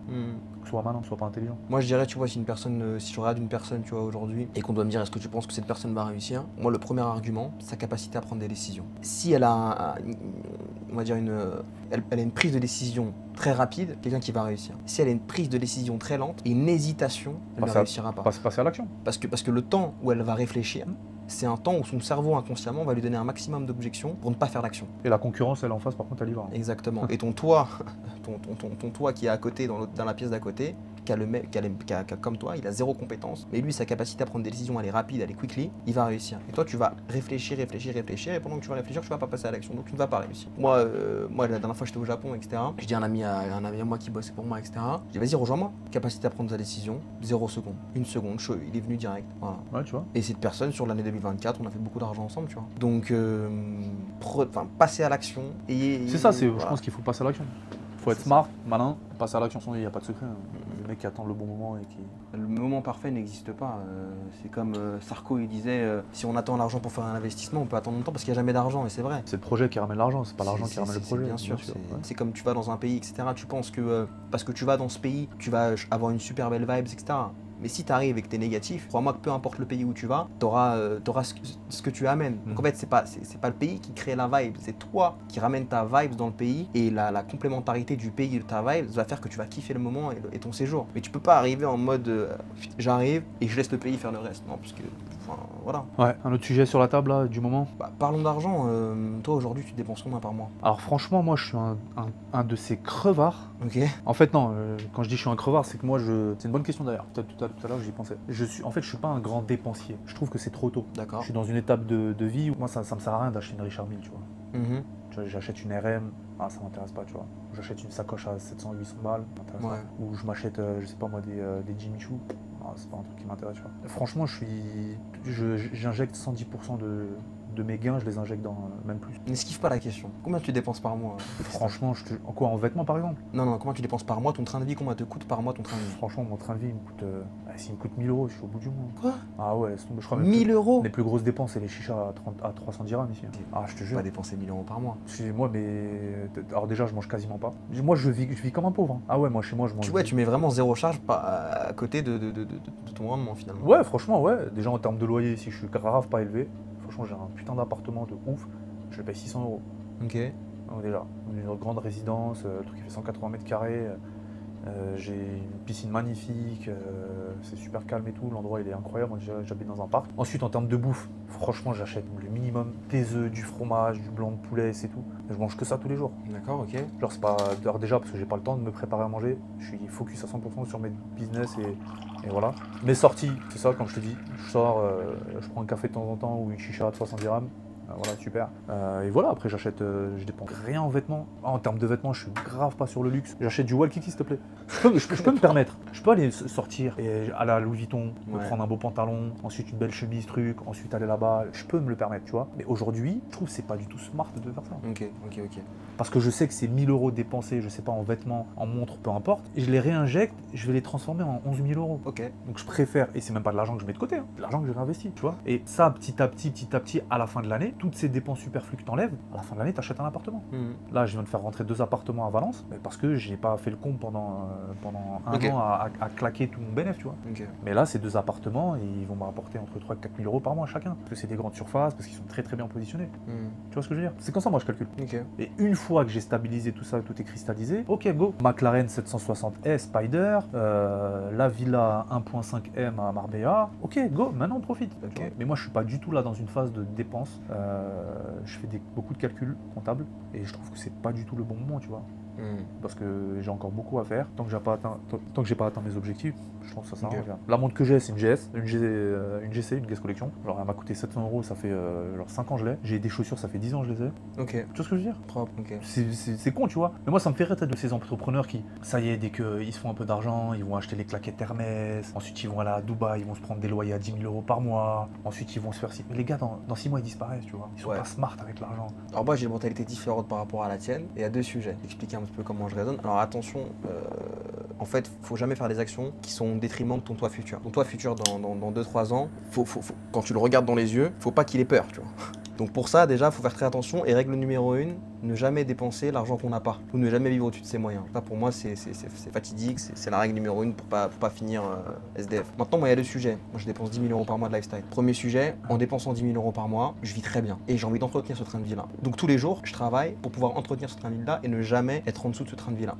Donc ça me motive encore plus à faire de l'argent pour me dire que en fait demain je gagne plus cet argent là, je vais pas faire des bons hôtels, tu vois, pour mes 22 ans, j'ai dormi à la Mamounia, j'ai pris 2 nuits, ça m'a coûté 1 600 €. C'est des choses, j'ai envie de les refaire, tu vois. Pour pouvoir les refaire, il faut que je continue à travailler, donc ça me motive toujours à travailler. C'est le premier sujet. C'est comme celui qui prend la business, il goûte à l'expérience et puis retourner en éco. Il dit il faut que je travaille tous les jours pour pouvoir être en... Donc en fait c'est un mindset qui me permet d'être constant et de me dire ok, ton train de vie là, entretiens-le toute ta vie, donc charbonne toute ta vie pour entretenir ce train de vie là. Pour maintenir au minimum le train de vie que tu as aujourd'hui. Voilà, le minimum 10K. Et encore 10K, c'est pas fou, mais 10K ça me suffit. Pas besoin de dépenser plus, ça me suffit. Ça c'est le premier sujet. Deuxième sujet, c'est que toujours je me dis ça, demain je peux me prendre un bus, je peux être en moto, je peux pas avoir un accident, je peux mourir, j'ai pas envie d'avoir de regrets, et j'ai envie de vivre la vie à 100% sans être dans l'excès et sans mettre en danger mon moi futur. Mais me dire, c'est jamais ce qui peut arriver demain. Demain, je peux me faire droguer. Mais t'as pas sécurisé justement tes actifs? Moi, j'ai sécurisé, mais... Dans le sens où si il t'arrive quelque chose, il y a au moins quelqu'un de ta famille qui récupère. Ah, dans ce sens-là? Ouais, dans ce sens-là. J'ai pas réellement sécurisé, non. Okay. J'ai pas encore réellement sécurisé. Moi, j'ai sécurisé justement, comme ça, s'il m'arrive quelque chose, au moins perdu, tout le monde n'est pas perdant, quoi. Tu vois. Après, j'ai mes sociétés, mais en soi, il y a de la trésor, etc. Mais voilà. Parce que je préfère que ma famille me pleure si j'ai disparu, mais me pleure avec quelques millions, tu vois. Je suis d'accord. Ce que je veux dire. Je suis d'accord. Après, moi, je suis toujours dans la mentalité, même si aujourd'hui mes proches, etc., pas dans le besoin, mais je suis toujours dans aujourd'hui, tu vois, il n'y a personne qui va me donner 1 €. Aujourd'hui, je fais les choses pour moi. Aujourd'hui, je dépense mon argent pour me faire plaisir pour moi. S'il y a quelqu'un dans le besoin à côté, etc., pas de problème, je vais l'entretenir. Mais avant tout, on a travaillé, c'est avant tout pour nous aussi, tu vois. Voilà, donc voilà, par rapport à ça, par rapport à mon train de vie, pourquoi je dépense ton argent, premier point pour vouloir le garder, pour me motiver à entretenir, et deuxième point parce qu'on sait jamais, demain tu peux te prendre un bus parce que tu as les AirPods réduction de bruit, et bah au moins je préfère ne pas être, tu vois, restreint. Et encore une fois, quand je dis dépenser du lifestyle, c'est jamais au détriment de son soi futur. Donc c'est 2 mentalités différentes. C'est 2 mentalités différentes. Ça se tient, chacun a son raisonnement, bien sûr. Mais l'idée c'est d'être aligné avec son truc. Bah, attention, moi je dis pas que je vais jamais. Ah non. Moi j'ai une très belle to-do list d'achats dans les prochaines années, tu vois. Et c'est des achats qui sont assez onéreux, tu vois. Mais là aujourd'hui en tout cas, la période, et je sais que c'est une période qui va durer encore un petit moment, j'y suis préparé, c'est pas le bon moment, tu vois. Après je suis d'accord, il y a un temps pour tout. Aujourd'hui, tu vois, le temps que tu vas mettre dans de l'achat, etc., c'est du temps et de l'énergie que tu ne mettras pas dans ton business pour le développer. Du temps et de l'argent, exactement. Du temps, de l'argent, etc. La journée, quand tu te fais une journée shopping, c'est une journée où tu n'es pas en train de bosser, tu vois. Ah ouais.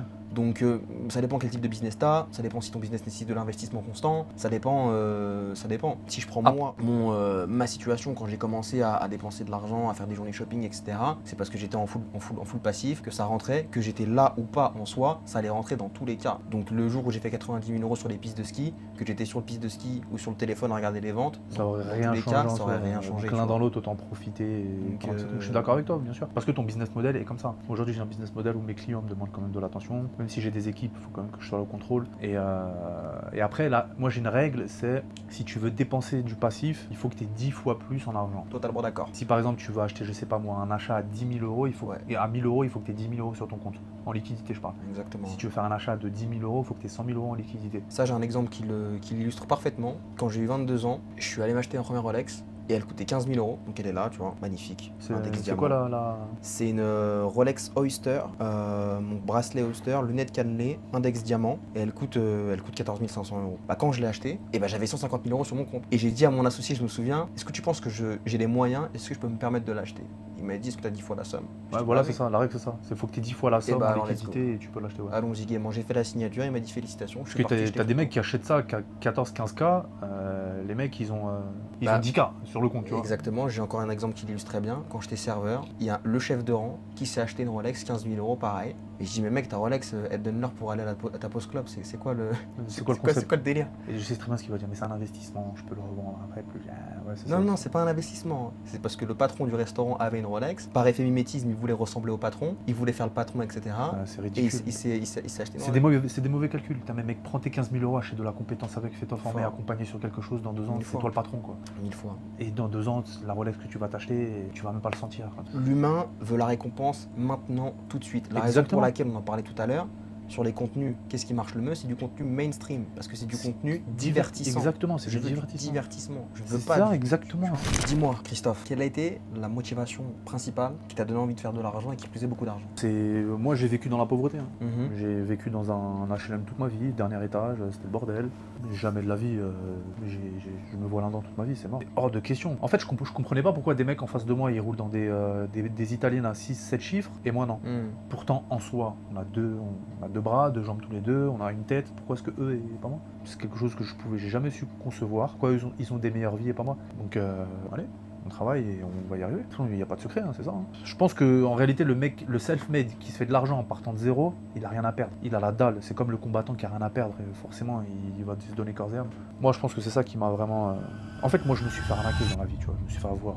Okay. Par l'État, par le système, par tout ce qu'on t'apprend, les codes qu'on t'impose. Déjà, moi, j'aime pas qu'on m'impose les choses, tu vois. Ok, tu me donnes tes trucs, d'accord, mais moi, je vais quand même aller voir par moi-même. Donc, va à l'école. T'as des diplômes, trouve un grand métier, un beau métier, tu vas te faire beaucoup d'argent et tu vas bien vivre.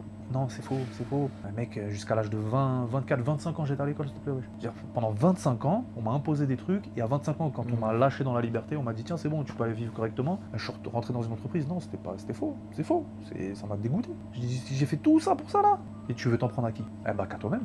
Bah, c'est toi, t'es la conséquence du choix que t'as pris. Exactement. C'est toi, t'as été trop con pour dire oui à tout le monde. T'as été trop con pour être conformiste. T'as été con pour écouter les gens. Et voilà. Donc non, moi ça, j'accepte pas. Tu sais, le jeu, il est truqué. Je te jure. Le jeu, il est truqué. Parce que toi, tu pars d'une bonne intention. Je rentre dans une entreprise, je vais être performant, je vais bien me faire voir, on va me donner... Au final, même tu surperformes, on s'en fout. Je te jure, on me demandait, des fois même, c'est bien ce que tu fais, c'est génial, c'est top. Ok, et le next tape, c'est quoi? Pas de next tape. Tiens, ton salaire, tu l'as reçu hier, c'est bon. Continue ta performance. Non, je vais être performant maintenant pour moi et pour ma vie. Pour ça, je te disais, j'ai rencontré des mecs qui étaient extrêmement intelligents en entreprise. S'ils mettaient à profit leur intelligence, aujourd'hui, ils seraient... Bon, il y a mieux à faire. Parce qu'au final, la vie, elle t'appartient. Tu nais sur Terre, c'est ta vie, elle t'appartient, t'en fais ce que tu veux. Écoute personne, fais ce que t'as à faire, améliore ta vie, fais-toi de l'argent. C'est l'argent qui parle aujourd'hui et c'est bon. Moi, je préfère largement vivre dans un pays capitaliste parce que c'est pas un pays fourbe. Un État capitaliste, un État qui admet et qui assume pleinement le fait que c'est l'argent qui parle. Donc ton but, c'est faire de l'argent, c'est tout. Pas pour être le plus riche du cimetière, mais pour mieux vivre, pour améliorer ta vie, pour vivre tout simplement. Fais travailler de l'argent pour toi et toi, va faire du jet ski. Enfin, je sais pas, tu vois. Et les gens, non. Les gens, ils travaillent pour l'argent et le soir, ils sont fatigués. Bah, tu vois, moi, dès le début, en fait, je voyais l'entourage, etc. Des vies banales. Moi, dès le début, je me suis dit, putain, mais c'est pas cette vie que je veux, tu vois. Moi, je veux une vie, je veux dépenser sans compter. Effectivement, je voyais des gens pareil et tout, grosse voiture, bateau, truc. En fait, je veux ça. Comment il faut que je fasse pour avoir ça, en fait? Je me suis posé la question du comment. Mais en fait, le comment, c'était pas du tout continuer les études et avoir un taf salarial. Parce que comment j'allais faire pour gagner 1 million d'euros si je touchais 2-3 000 euros par mois? Ça allait me prendre en fait une vie, tu vois. Mais on va tous mourir, donc on a tous qu'une vie. Donc il faut absolument, et j'ai toujours eu le truc de ce mindset-là, de me dire, je préfère avoir le regret d'échouer que le regret de ne pas avoir essayé, tu vois. Exactement. Donc quitte à mourir en route, allons-y. Allons tout le goal, tu vois. Moi, mon goal, je l'ai marqué sur ma porte, millionnaire avant 30 ans au marqueur quand j'avais 16-17 ans. Et je dis, à partir de ce moment-là, je vais tout faire pour atteindre ce goal-là, quitte à mourir en chemin. La richesse ou l'endettement, et pas l'entre-deux. Pour avoir une vie pas comme les autres, liberté géographique, temporelle, financière, tout ça, dépenser sans compter, pouvoir mettre les proches à l'abri, pouvoir leur offrir des choses, etc. etc. J'ai même plus plaisir à offrir des cadeaux à mes proches que de faire des cadeaux pour moi-même. Ça, j'adore pouvoir le faire. Et j'ai pas envie d'avoir la frustration de me dire, il y a un homme à côté de moi, qui a le même âge que moi, qui a beaucoup plus d'argent. Et donc, vu qu'il a beaucoup plus d'argent, il a beaucoup plus de pouvoir sur moi. Et limite, demain, je suis avec ma nana, je suis en restaurant. Et bah, elle se contacte un mec. Et je veux avoir cette peur de me dire, elle peut peut-être aller avec lui. Mais si c'est moi le king, si je suis un homme de haute valeur, si j'ai de l'argent, si j'ai du pouvoir, alors bon, regardez qui elle veut, je sais qu'elle restera avec moi en fait. Parce que 1, je suis beau gosse, 2, j'ai de l'argent, 3, j'ai du pouvoir. De toute façon, c'est l'argent qui parle. De toute façon, je le vois. Hein. Malheureusement ou heureusement, j'en sais rien, c'est l'argent. On te voit différemment. On se comporte différemment avec toi. Bizarrement, t'es plus beau. T'es plus beau, je sais pas, t'es quelqu'un qui a plus de valeur qu'un mec qui a pas d'argent. Pourquoi? Parce que t'as construit quelque chose, c'est simple. Quand il y a une supercar qui passe, je sais pas, un Huracan, un Lambo, un Cullinan, j'en sais rien. Les gens, ils se retournent parce que la voiture, elle est belle. Mais avant tout, les gens veulent savoir qui l'a conduit. Ils regardent le conducteur. Ils veulent savoir qui va sortir de cette voiture. Bien sûr. parce que tu as vu la voiture, mais quand elle se gare, tu l'as vu la voiture, pourquoi tu continues encore à regarder? Parce que tu veux savoir quel est l'homme exceptionnel qui conduit cette voiture à 6 chiffres. C'est tout, et on va pas se mentir. Hein. Et toutes les personnes qui disent non, c'est faux, c'est pas vrai, ok, t'es juste un jaloux, un haineux, on le sait très bien, mais ta femme, elle regarde la voiture et elle veut savoir qui l'a conduit. Exactement, ouais. Même si elle te montre que non, ça l'intéresse pas, au fond d'elle, crois-moi, elle regarde. Et tu sais, moi, il y a un moment, j'avais regardé le Loup de Wall Street, et il y a un moment où en mode, il disait, le Jordan Belfort, il disait, t'es au feu rouge, t'arrives en voiture au feu rouge, etc. T'es dans ta caisse toute pourrie, et au feu rouge d'à côté, enfin à côté de toi, il y a quelqu'un qui arrive dans une supercar, et t'es là et tu regardes lui et sa femme, etc.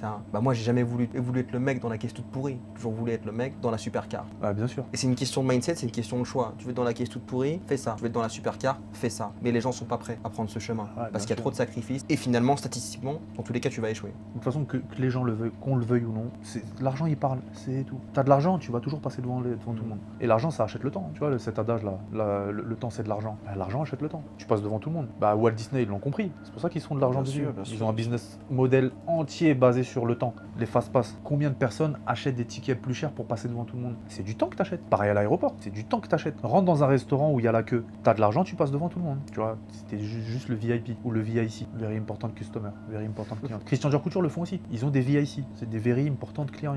C'est des clients très importants. Et des fois, le magasin est fermé juste pour ses clients. Bien sûr. Ils privatisent la boutique juste pour ce client. Si t'as pas d'argent, on privatisera pour toi. Hein. Ton expérience est juste nulle, moins bonne que le mec qui a de l'argent. T'as une belle voiture, là, ta voiture est garée devant. Hein. Est-ce que tu penses que la montre fait l'homme?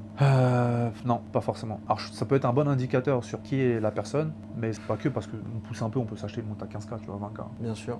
Celui qui a pas d'argent, c'est un achat complètement con, mais en soi on peut le faire, tu vois. Par contre, une SVJ Mansouri à 760 000 $, il y a des chances que ça fasse l'homme. Il la gare devant sa villa à 2.5 M, il y a des chances que ça fasse l'homme aussi, tu vois. Moi j'ai une mentalité différente par rapport à ça, tu vois. Je me dis pas que la montre fait l'homme, parce que pour moi, je ne peux pas résumer un homme uniquement à l'argent. Alors oui, effectivement, un homme qui fait beaucoup d'argent fait des choses intéressantes, donc il est intéressant, donc il a de la valeur, donc ça devient un homme. Mais ça peut être un fils de pute dans les affaires, il peut te niquer, t'escroquer, etc. etc. Et ça, c'est pas un homme, tu vois. Quelqu'un qui escroque les gens, c'est pas un homme. L'escroquerie à 100%, dans le business, je suis d'accord. Par contre, dans le milieu des affaires, c'est tout le monde doit protéger ses intérêts, tout le monde veut manger l'autre. Bernard Arnault, c'est un requin. Hein. Ah, s'il doit éteindre ton business, il le fera sans état d'âme. Mais c'est peut-être pas un escroc, tu vois. Est-ce qu'on considère que c'est de la fils de puterie ou pas? C'est le sens des affaires, c'est le vice des affaires, et moi je dis que leçon numéro 1 pour les gens qui nous écoutent, c'est développer aussi son sens des affaires et son vice des affaires. Donc il faut être impitoyable. Aussi, moi j'ai appris à vendre en closant, tu vois, par exemple. Ouais, je me suis développé par rapport à ça. J'ai appris à parler en public en montant sur scène et à parler en public. Donc je me suis dit, ok, je veux être un aigle, comporte-toi comme un aigle. Mais tu l'es pas encore, t'inquiète. Mais j'étais une poule qui s'est déguisée en aigle pour pouvoir parler avec des aigles et pour pouvoir monter sur scène, pour pouvoir gagner de l'argent. Et voilà, enfin...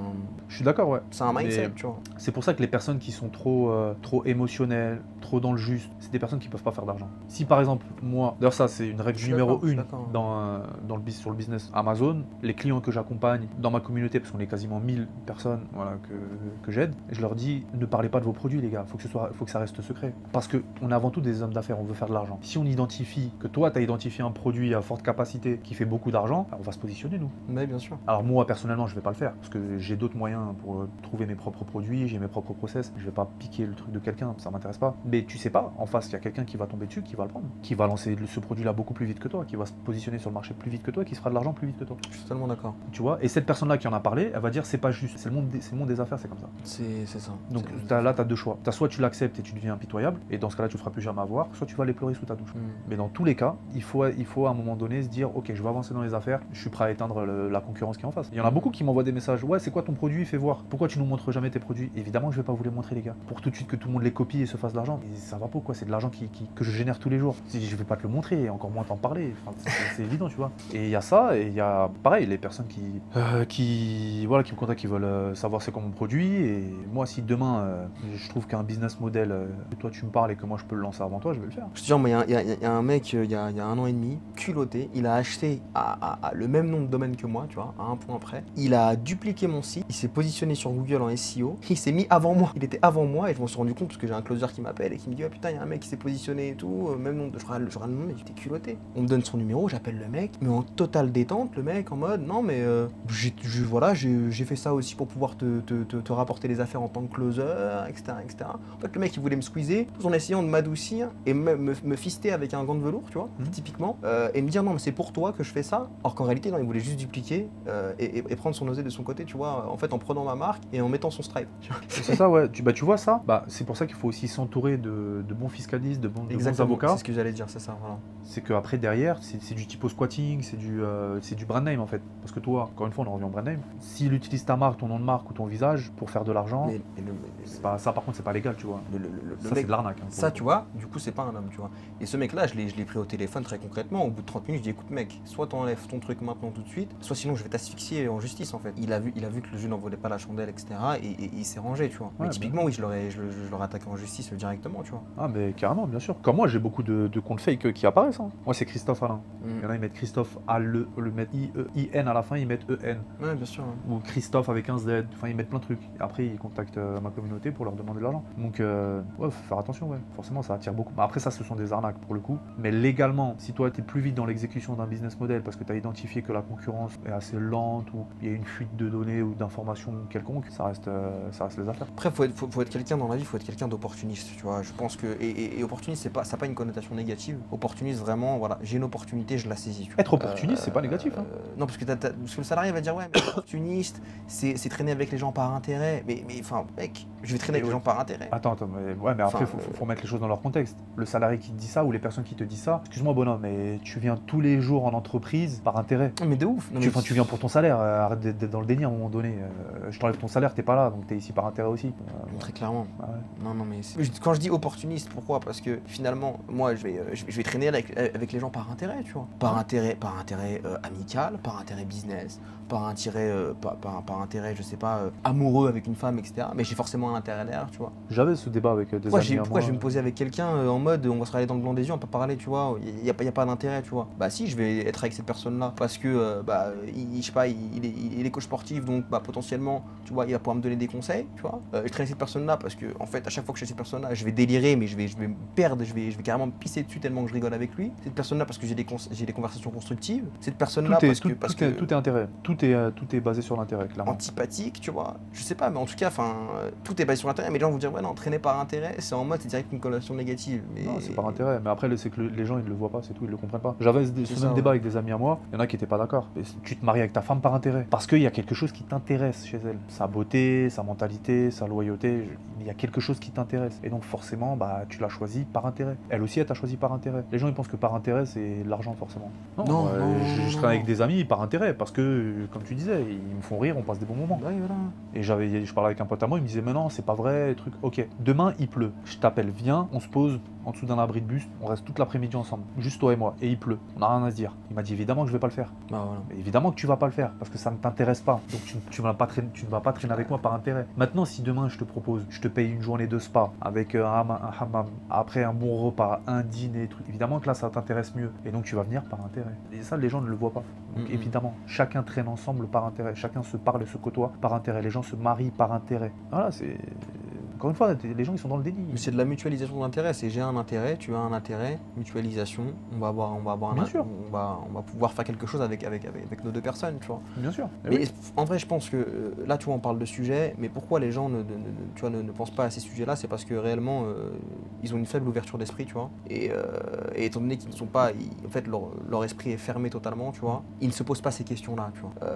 Et finalement, ils sont dans le déni et ne veulent pas ouvrir leur esprit, tu vois. Parce qu'ils ne font pas les actions pour ouvrir leurs esprits. Typiquement, lire des livres, typiquement voyager, typiquement fréquenter les personnes qui sont différentes et tu vois, des gens, je sais pas, des artistes. Tu vas parler avec un artiste, peu importe l'argent qu'il gagne, que ce soit un artiste peintre qui gagne 1 500 € par mois ou un artiste peintre qui gagne 100 000 € par mois. En fait, j'ai parlé avec lui parce que déjà, il a un mindset totalement différent du mien et en fait, je vais pouvoir me nourrir de ce qu'il me dit, me nourrir très clairement et en fait, je suis la conséquence et l'accumulation des différentes personnes que je vais côtoyer. Et en fait, je vais prendre le meilleur chez chacun des personnes pour devenir en fait la meilleure version de moi-même. Comme demain, je peux parler avec un SDF qui va me raconter une anecdote de fou et je vais l'écouter. Il y a des gens, typiquement, qui se disent si la personne gagne moins d'argent que moi, je ne vais pas l'écouter. Or, c'est faux, parce que cette personne-là peut me donner une graine qui va éclore. 3 semaines après, je vais me dire putain, ça éclore. Bah, c'est peut-être la conséquence de facto de la personne avec qui j'ai parlé 1 semaine avant, 2 semaines avant, etc. Tu vois. Et je me nourris de chaque interlocuteur pour devenir la meilleure version de moi-même. Et ouais, donc continuons à parler d'argent là, parce que c'est le nerf de la guerre. C'est le nerf de la guerre, si t'as pas d'argent, t'es personne. Ah ouais, de ouf. Et personne ne veut être personne. Exactement. Ah ouais. Mais tout le monde veut être quelqu'un sans vouloir prendre le chemin qu'a pris cette personne, tu vois. Et après, diront que la personne qui est devenue quelqu'un, il y a une raison, c'est un héritier, tu vois, ou bref, en gros, essayer de se conforter dans sa situation en se disant non, ça va, ma situation n'est pas si pire, parce que de toute façon, si lui il a réussi, c'est parce que bah il a eu quelque chose qu'on lui a donné, etc., etc. Bref, il s'est jamais fait tout seul. De toute façon, c'est simple, t'as de l'argent, soit t'es un voleur, soit t'es un menteur, soit t'es un escroc, soit t'es... Et comme la vente de formation, c'est franchement, la mentalité française, c'est abusé, je te jure. Les gens, Et ils vont te dire quoi, les gens? C'est quoi leur objection? Pourquoi tu vends des formations alors que t'es déjà riche, par exemple? Excuse-moi, mais Bill Gates, il vend des formations. Bill Gates vend littéralement des formations. Les certifications, les formations, les trainings, et c'est du 15, 20, 25 000 $ par semaine, des fois. C'est de la formation, pourtant il est déjà riche. Mais ça, c'est la mentalité biaisée, en fait, du français ou du teubé. T'es du mec complètement teubé qui réfléchit pas. Qui réfléchit en mode oh, t'as de l'argent, bah pourquoi t'es sur les réseaux? Mais le nombre de millionnaires et milliardaires qu'il y a sur les réseaux que tu connais pas, et pourtant qui sont sur les réseaux. Donc c'est dire quoi? Genre les réseaux sociaux ne sont interdits aux gens qui font de l'argent? Franchement, c'est pour ça, c'est des golemons, des teubés qui réfléchissent de cette manière-là, et ils ont des esprits très fermés, en fait. Ce sont des petits esprits très fermés, et ils ne prennent pas la chose de manière beaucoup plus macro. Pourquoi tu vends des formations si t'es déjà riche, si tu fais déjà de l'argent? C'est que moi, il y a 2 raisons, il y a 2 sujets pour lesquels j'ai vendu des formations, je vends des formations et je vendrai des formations. Premier sujet, parce que je duplique mes sources de revenus. Donc c'est toujours une source de revenus supplémentaire. Et pour moi, un entrepreneur, quelqu'un de successful et qui a beaucoup d'argent, c'est quelqu'un qui a plein de petits ruisseaux qui se jettent dans un fleuve. Ça, c'est le premier sujet. Deuxième sujet, parce que moi, maintenant qui ai réussi, à mon échelle, entre guillemets, tout est relatif bien sûr, j'ai aussi plaisir à ouvrir les yeux aux gens qui ont de la merde dans les yeux et qui vont passer à côté de leur vie. J'ai vraiment plaisir, honnêtement, à leur faire prendre conscience de certaines choses. À parler avec quelqu'un et lui faire comprendre que mec, t'es en train littéralement de passer à côté de ta vie, parce que pour moi, ne pas entreprendre, c'est passer à côté de sa vie. Et c'est réel. Il y a ça exactement. Mais moi de toute façon c'est simple aussi pareil. C'est que déjà moi j'ai été content de trouver des mecs comme moi quand j'ai démarré, parce qu'ils m'ont formé, ils m'ont accompagné. Deuxièmement, effectivement, si aujourd'hui moi tout mon accompagnement est 100% gratuit, déjà je donne une bonne partie gratuite, mais si je donne tout le reste gratuit, mon temps il a de la valeur, donc je vais pas te donner ça gratuitement, bonhomme. Ensuite je vais te condenser 6000 heures d'expertise en une quarantaine d'heures, ça faut le payer, et c'est un filtre naturel. C'est que si tu es prêt à sortir de l'argent de ta poche, je sais que tu es motivé et on va bien travailler ensemble. Bien sûr. Maintenant si c'est gratuit, je sais que tu feras rien du tout, et on le sait qu'il y a cette raison là. Et ensuite pareil, je pense que c'est une question de caractère, c'est que tu as quelque part cette fibre pédagogue de vouloir enseigner aux autres, transmettre ta connaissance parce que ça te plaît tout simplement. Et après effectivement c'est une nouvelle source de revenus parce que bah, du coup ça te fait aussi rentrer du cash. Donc tout ça réuni fait que oui, je suis légitime aujourd'hui à vendre. Il y a beaucoup de personnes aujourd'hui qui sont extrêmement riches. Et c'est ces personnes-là, je suis sûr, ils achètent des formations sans s'en rendre compte. Il travaille, il est salarié, il travaille en entreprise. Son entreprise va lui donner une formation. Mais bien sûr. L'entreprise va la payer cette formation. Mais l'entreprise va payer cette formation au travers d'une autre entreprise qui s'enrichit déjà. Exactement. Enfin, c'est un business model aussi. Mais déjà, l'éducation nationale est un système de formation. Déjà, c'est voilà. Tu vas avoir ton bac, tu payes pour une formation qui te permet de devenir le baccalauréat. Donc peu importe ce que tu veux dans la vie, finalement, elle est due à la formation, elle est due à la vente de connaissances. Voilà, exactement. Connaissances que tu transformes en compétences. Compétences que tu as pour gagner de l'argent. Bah, quand tu rentres dans les grandes écoles, quand tu rentres dans les grandes écoles, HEC, etc., il y a des écoles. Tu vas voir le directeur et tu lui dis pourquoi est-ce que tu fais payer ton école maintenant que t'es riche, fais gratuit. Mais je suis pas bénévole, frère. Je suis absolument pas bénévole et je vais continuer à la faire payer. Maintenant, tu prends ou pas? Tu prends pas, retourne dans ta galère de vie et fais-moi pas chier. Pourquoi tu penses, je sais que tu le penses pas et je sais que tu es sûr de ça, et je pense qu'on est aligné sur ce sujet. Pourquoi une personne qui veut du gratuit n'aura pas de résultat? Parce qu'elle voit pas la valeur qu'il y a derrière. Déjà, si la compétence, elle a du mal à l'acheter, je vais lui dire achète ton stock, développe ton business, il faut que tu sortes 2, 3, 4, 5 000 euros, et tu vas vriller, quoi, tu vas trembler. Et il faut investir à un moment donné, il faut investir sur soi. De toute façon, c'est simple, le mec qui veut de la gratuité, il fera pas d'argent parce que. On en revient encore une fois, c'est l'argent qui parle. L'argent, c'est important et c'est le nerf de la guerre de tout. Et le mec qui te demande la gratuité, il le sait, parce que ça va lui faire mal de sortir cet argent-là.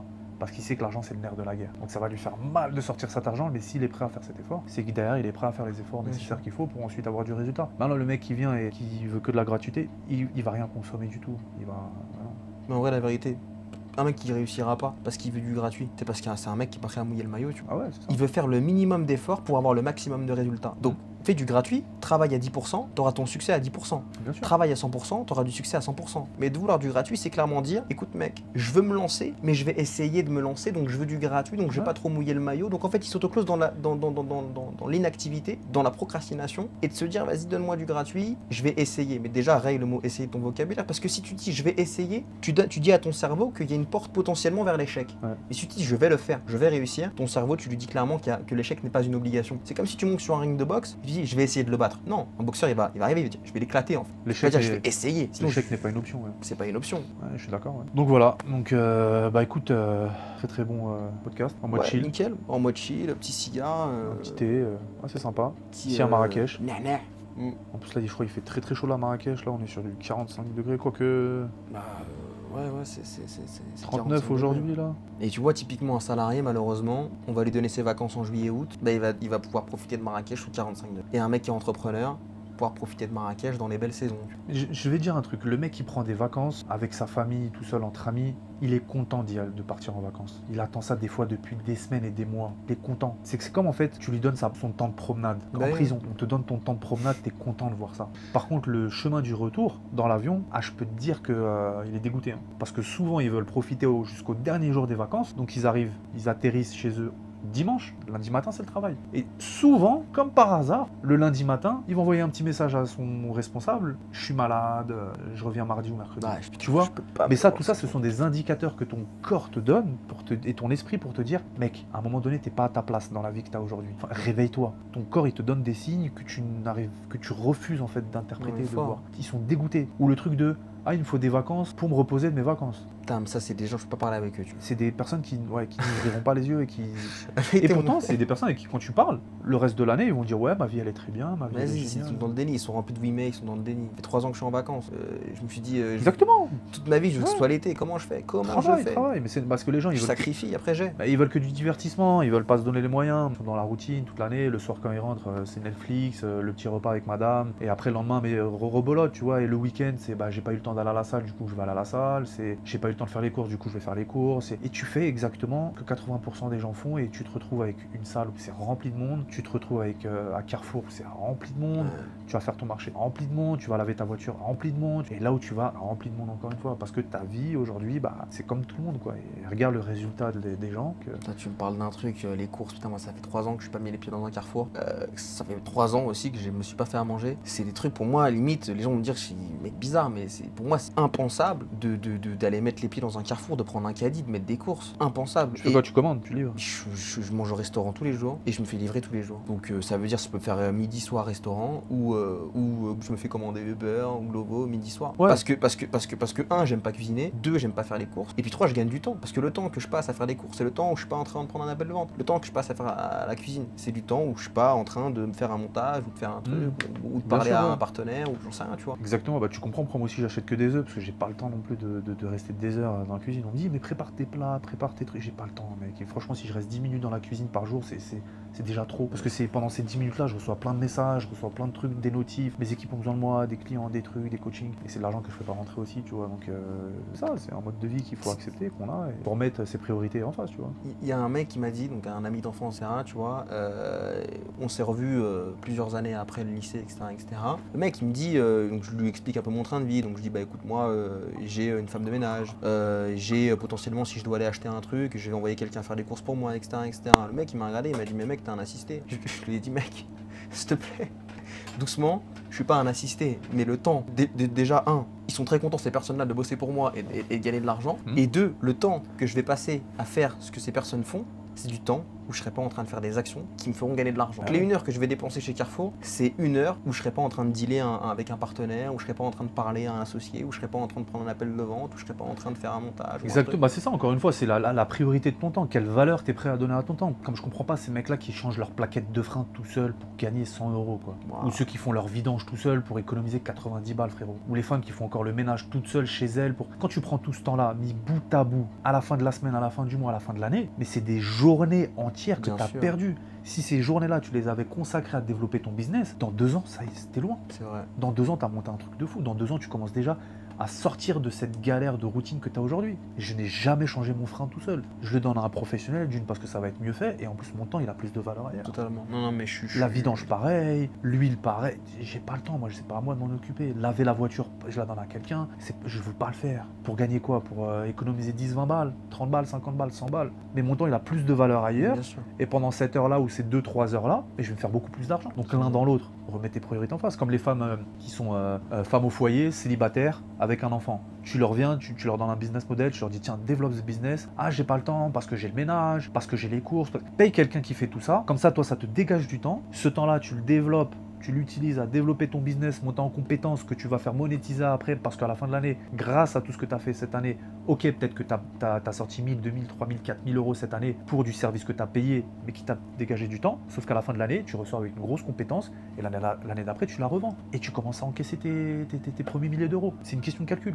Et dans 2 ans, tu es là-bas, tu es loin. Sauf que si tu continues dans ta routine, dans 2 ans, tu es au même point. Parce que dans 2 ans, tu n'as toujours pas le temps. Parce que dans 2 ans, c'est toujours toi qui fais ton ménage. Parce que dans 2 ans, c'est toujours toi qui fais tes courses. Parce que dans 2 ans, c'est toujours toi qui as changé tes plaquettes de frein. Les gens ne réfléchissent pas, ils voient que...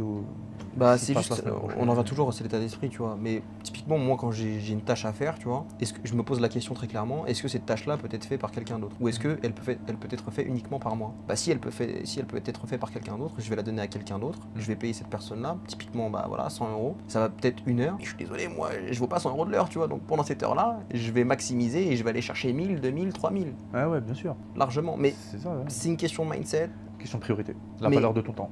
Ouais, exactement. Valorisation de ton temps. Si tu estimes que ton temps... comme tu poses la question à un salarié, tu lui dis... de toute façon, d'ailleurs, un salarié aujourd'hui, parce que vu qu'il est payé à l'heure, tu estimes son temps et sa valeur. C'est-à-dire qu'aujourd'hui, toi, en tant qu'être humain, tu vaux 15 euros de l'heure. Ouais. 20 euros de l'heure, 30 euros de l'heure. C'est ridicule, frère. Ton heure là qui vient de passer, que tu récupéreras jamais de ta vie, tu viens de la troquer pour compte 15 euros. Et ça te dérange pas, là. Et tu vois, ça c'est une motivation qui m'a fait aussi qui m'a donné envie de gagner de l'argent. C'est quand j'ai vu en fait les prix face au prix qu'on me rémunère en tant que salarié. Donc je me suis dit typiquement, j'avais un exemple tout bête. J'allais en boîte de nuit, je payais mon vodka Red Bull 10 euros à l'époque. Et à côté, je travaillais à Domino's, je payais 10 euros. Donc ça veut dire j'allais en boîte de nuit, je prenais ma vodka Red Bull, et je me dis putain, j'ai travaillé 1 heure pour me payer ce verre. Impossible, je ne peux pas continuer comme ça. Je suis obligé de pouvoir en fait me dire je vais en boîte de nuit, j'ai des vodka Red Bull à volonté. Tu vois. Je suis pas en mode ah tu sais j'ai le seum, je me dis j'ai une vodka Red Bull par soir parce que j'ai travaillé 1 heure pour pouvoir me la payer. Non. Tu fais tes calculs pour te dire comment je rentabilise. C'est horrible, enfin, je veux dire je ne veux pas cette vie tu vois. Je veux une vie où en fait j'arrive, déjà tu me laisses rentrer, tu me recales pas. 2, si je n'ai pas de contraintes. En fait c'est ça, je veux une vie où je n'ai pas de contraintes. En fait il faut une vie où tu dois avoir réglé le problème de l'argent. Voilà, exactement. Régler le problème de l'argent comme ça t'as pu à y penser. Et c'est comme pas de tal, pas de femme. Tu vois, pas d'argent, pas de femme. Parce que les gens ils sont là, ils veulent des femmes, etc. Mais ils ont pas d'argent. Mais mec, si tu sors avec une femme et que t'as pas d'argent, comme je disais tout à l'heure, ta femme, tu vas pas être serein, tu vas être en date avec elle, elle va regarder à droite, tu vas te dire putain, s'il faut regarder un mec un peu plus riche que moi, etc. Putain, t'es pas en confiance. Tu penses que t'es pas en confiance. Elle va aller aux toilettes, tu vas te dire merde, putain, il va au. Au même moment, tu commences à regarder. Tu commences à être parano un peu. En fait, tu mets ton ego à rude épreuve. En plus, tu sais que les plus belles femmes sont là où il y a le plus d'argent. Bah oui. Tu retrouveras les plus belles femmes dans les endroits où les plus riches, on va dire, les plus hauts standing de cette terre. Bien sûr. Voilà, c'est révélateur. Je pense qu'on peut pas en dire plus. La femme court derrière l'argent. Totalement. En fait, la femme court derrière l'homme qui a de l'argent. Parce qu'en soi, la femme ne court pas littéralement derrière l'argent. Elle court derrière l'homme qui a de l'argent. L'homme qui peut lui offrir Bien sûr. Et toutes les femmes qui disent le contraire, c'est des femmes qui n'ont pas eu le choix dans la vie. Ouais. Parce qu'elles n'ont pas eu d'autre choix que de se mettre avec des mecs qui n'ont pas d'argent. Donc toutes ces femmes-là vont dire que t'es misogyne, t'as ton ego, je sais pas quoi, bref, elles vont te sortir toutes ces phrases toutes faites. Mais la réalité, c'est que, non, ma chérie, t'as juste pas de valeur et t'as dû te mettre avec un mec parce que t'avais pas d'autre choix, quoi, c'est tout. C'est tout. Bah, va à Monaco, va sur la Côte d'Azur, va à Cannes, va à Marbella, va à Dubaï, Marrakech. C'est là où tu vas trouver les plus belles femmes. C'est vrai, c'est vrai. Parce que c'est là où tu vas pareil en Afrique du Sud, Cap Town, tu vas dans les beaux endroits, Miami.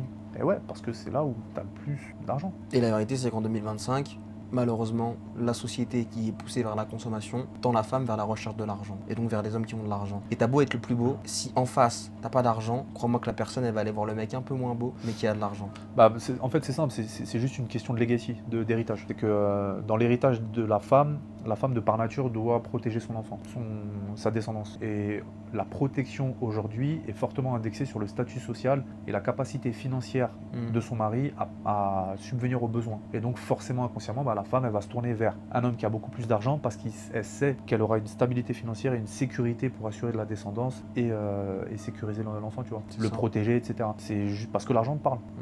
Tout est une question d'argent. Quand ça s'embrouille dans des couples, ça s'embrouille pas parce que t'as pas acheté la poubelle, hein. Ça s'embrouille parce qu'il y a des problèmes financiers, parce que vous partez pas assez en vacances, parce que vous êtes trop dans une routine, parce qu'il n'y a pas d'ascenseur émotionnel, tu ne fais pas vivre de l'expérience et de l'émotion à ta femme, et donc forcément ça commence à créer des tensions, et voilà. D'ailleurs, un homme qui entreprend est beaucoup plus intéressant qu'un homme qui n'entreprend pas. Un homme qui entreprend a beaucoup de choses à dire, a beaucoup d'expériences à partager, fait vivre des émotions. Il peut s'adapter à n'importe quelle situation. Un mec qui n'a pas d'argent, on va prendre un comptable par exemple, le gars il fait quoi? Il rentre le soir, il se met sur le canapé. Dimanche matin c'est grasse mat où il va faire son petit running. Enfin c'est de la routine quoi au final, tu vois. Et ça n'excite pas les femmes, dans le sens où il n'y a pas le petit truc, tu vois. Mais à côté un mec success, self-made, tu vas voir que la femme va tout de suite être plus intéressée par lui. Je dis pas qu'elle va tromper son mari, mais ce mec-là quand on va parler, la femme va être tout de suite intéressée. Parce que ce mec-là va être intéressant. Tu vois, c'est... Non mais je le disais dans un podcast et tout avec des associés, effectivement, ouais, je disais en fait, je disais à un moment, assez caricaturalement parlant, je disais la femme n'est pas intéressée par l'argent, elle est intéressée par quelqu'un d'intéressant. Et les gens qui gagnent de l'argent font des choses intéressantes. Et ceux qui n'en gagnent pas font des choses pour moins de choses intéressantes, créent moins de valeur, donc derrière sont moins intéressants, voilà, tout simplement. Mais bon, en soi... je me contredis aussi un petit peu parce que la femme reste toujours intéressée par l'argent, parce qu'elle est intéressée par la sécurité, et que l'argent achète la sécurité, et que si t'es le plus beau du monde, et que t'as les plus beaux six-pack du monde, mais que derrière, tu peux pas assumer un train de vie sécuritaire. Les pecs ou la patek, hein, de toute façon, c'est ça, bien sûr, évidemment. Ouais. Et la femme, ok, visuellement, elle va être intéressée par un mec qui a des pecs, mais mentalement et de manière beaucoup plus raisonnée, elle va être intéressée plus par le mec qui a de l'argent au final. Donc, de toute façon, le mec qui a de l'argent, c'est le mec qui va être plus intéressant. Voilà. Et toutes les femmes qui vont te dire le contraire, qui vont dire misogyne, etc., on est des femmes indépendantes, on se débrouille toutes seules. Déni total. Comme la femme qui va te dire ouais, moi j'ai besoin d'aucun homme, je conduis toute seule, j'achète ma propre voiture, je paye mon propre loyer, j'ai mon propre travail. Non, ma chérie, t'es pas indépendante, t'es juste un adulte. Enfin, il n'y a rien d'exceptionnel dans ce que t'es en train de faire, tu vois. Ça ne fait pas de toi une femme exceptionnelle. De toute façon, quelqu'un qui est dans le déni, c'est très simple pour reconnaître quelqu'un qui est dans le déni, c'est quelqu'un qui va se justifier de sa situation. Il va justifier sa situation et il va inverser les rôles. Tu vois. Typiquement, une femme, voilà, le body count ça compte pas, etc., etc. Elle va justifier en disant mais moi, machin, je suis une femme indépendante, libre, pourquoi tu me juges au body count? Alors que en fait, justement, en ayant du body count, je prouve aussi ma liberté, la femme est libre, etc., etc. Non, t'es juste d'inverser les rôles, t'es dans le déni. Bien sûr. Oui. J'ai pas besoin d'un homme, c'est faux. De par nature, un homme a besoin d'une femme, une femme a besoin d'un homme, c'est tout. Maintenant, si tu veux changer les lois de la nature et tu vas contre nature, crois-moi, c'est jamais bon. Et la première qui va le payer, c'est toi, ma chérie. Donc, sur ces belles paroles. Yes, écoute. Merci beaucoup. Merci pour à toi. Ce moment sympathique dans ce lounge avec ce petit cigare ici à Marrakech. Et puis j'espère que vous avez apprécié ce petit moment avec nous. Mettez-nous en commentaire si vous voulez qu'on en fasse peut-être un peu plus. En tout cas, si on a ouvert les yeux à une seule personne qui a trouvé ça intéressant, avec plaisir. Et puis sur ce, on vous dit à très bientôt dans une prochaine vidéo. Allez, ciao. Peace.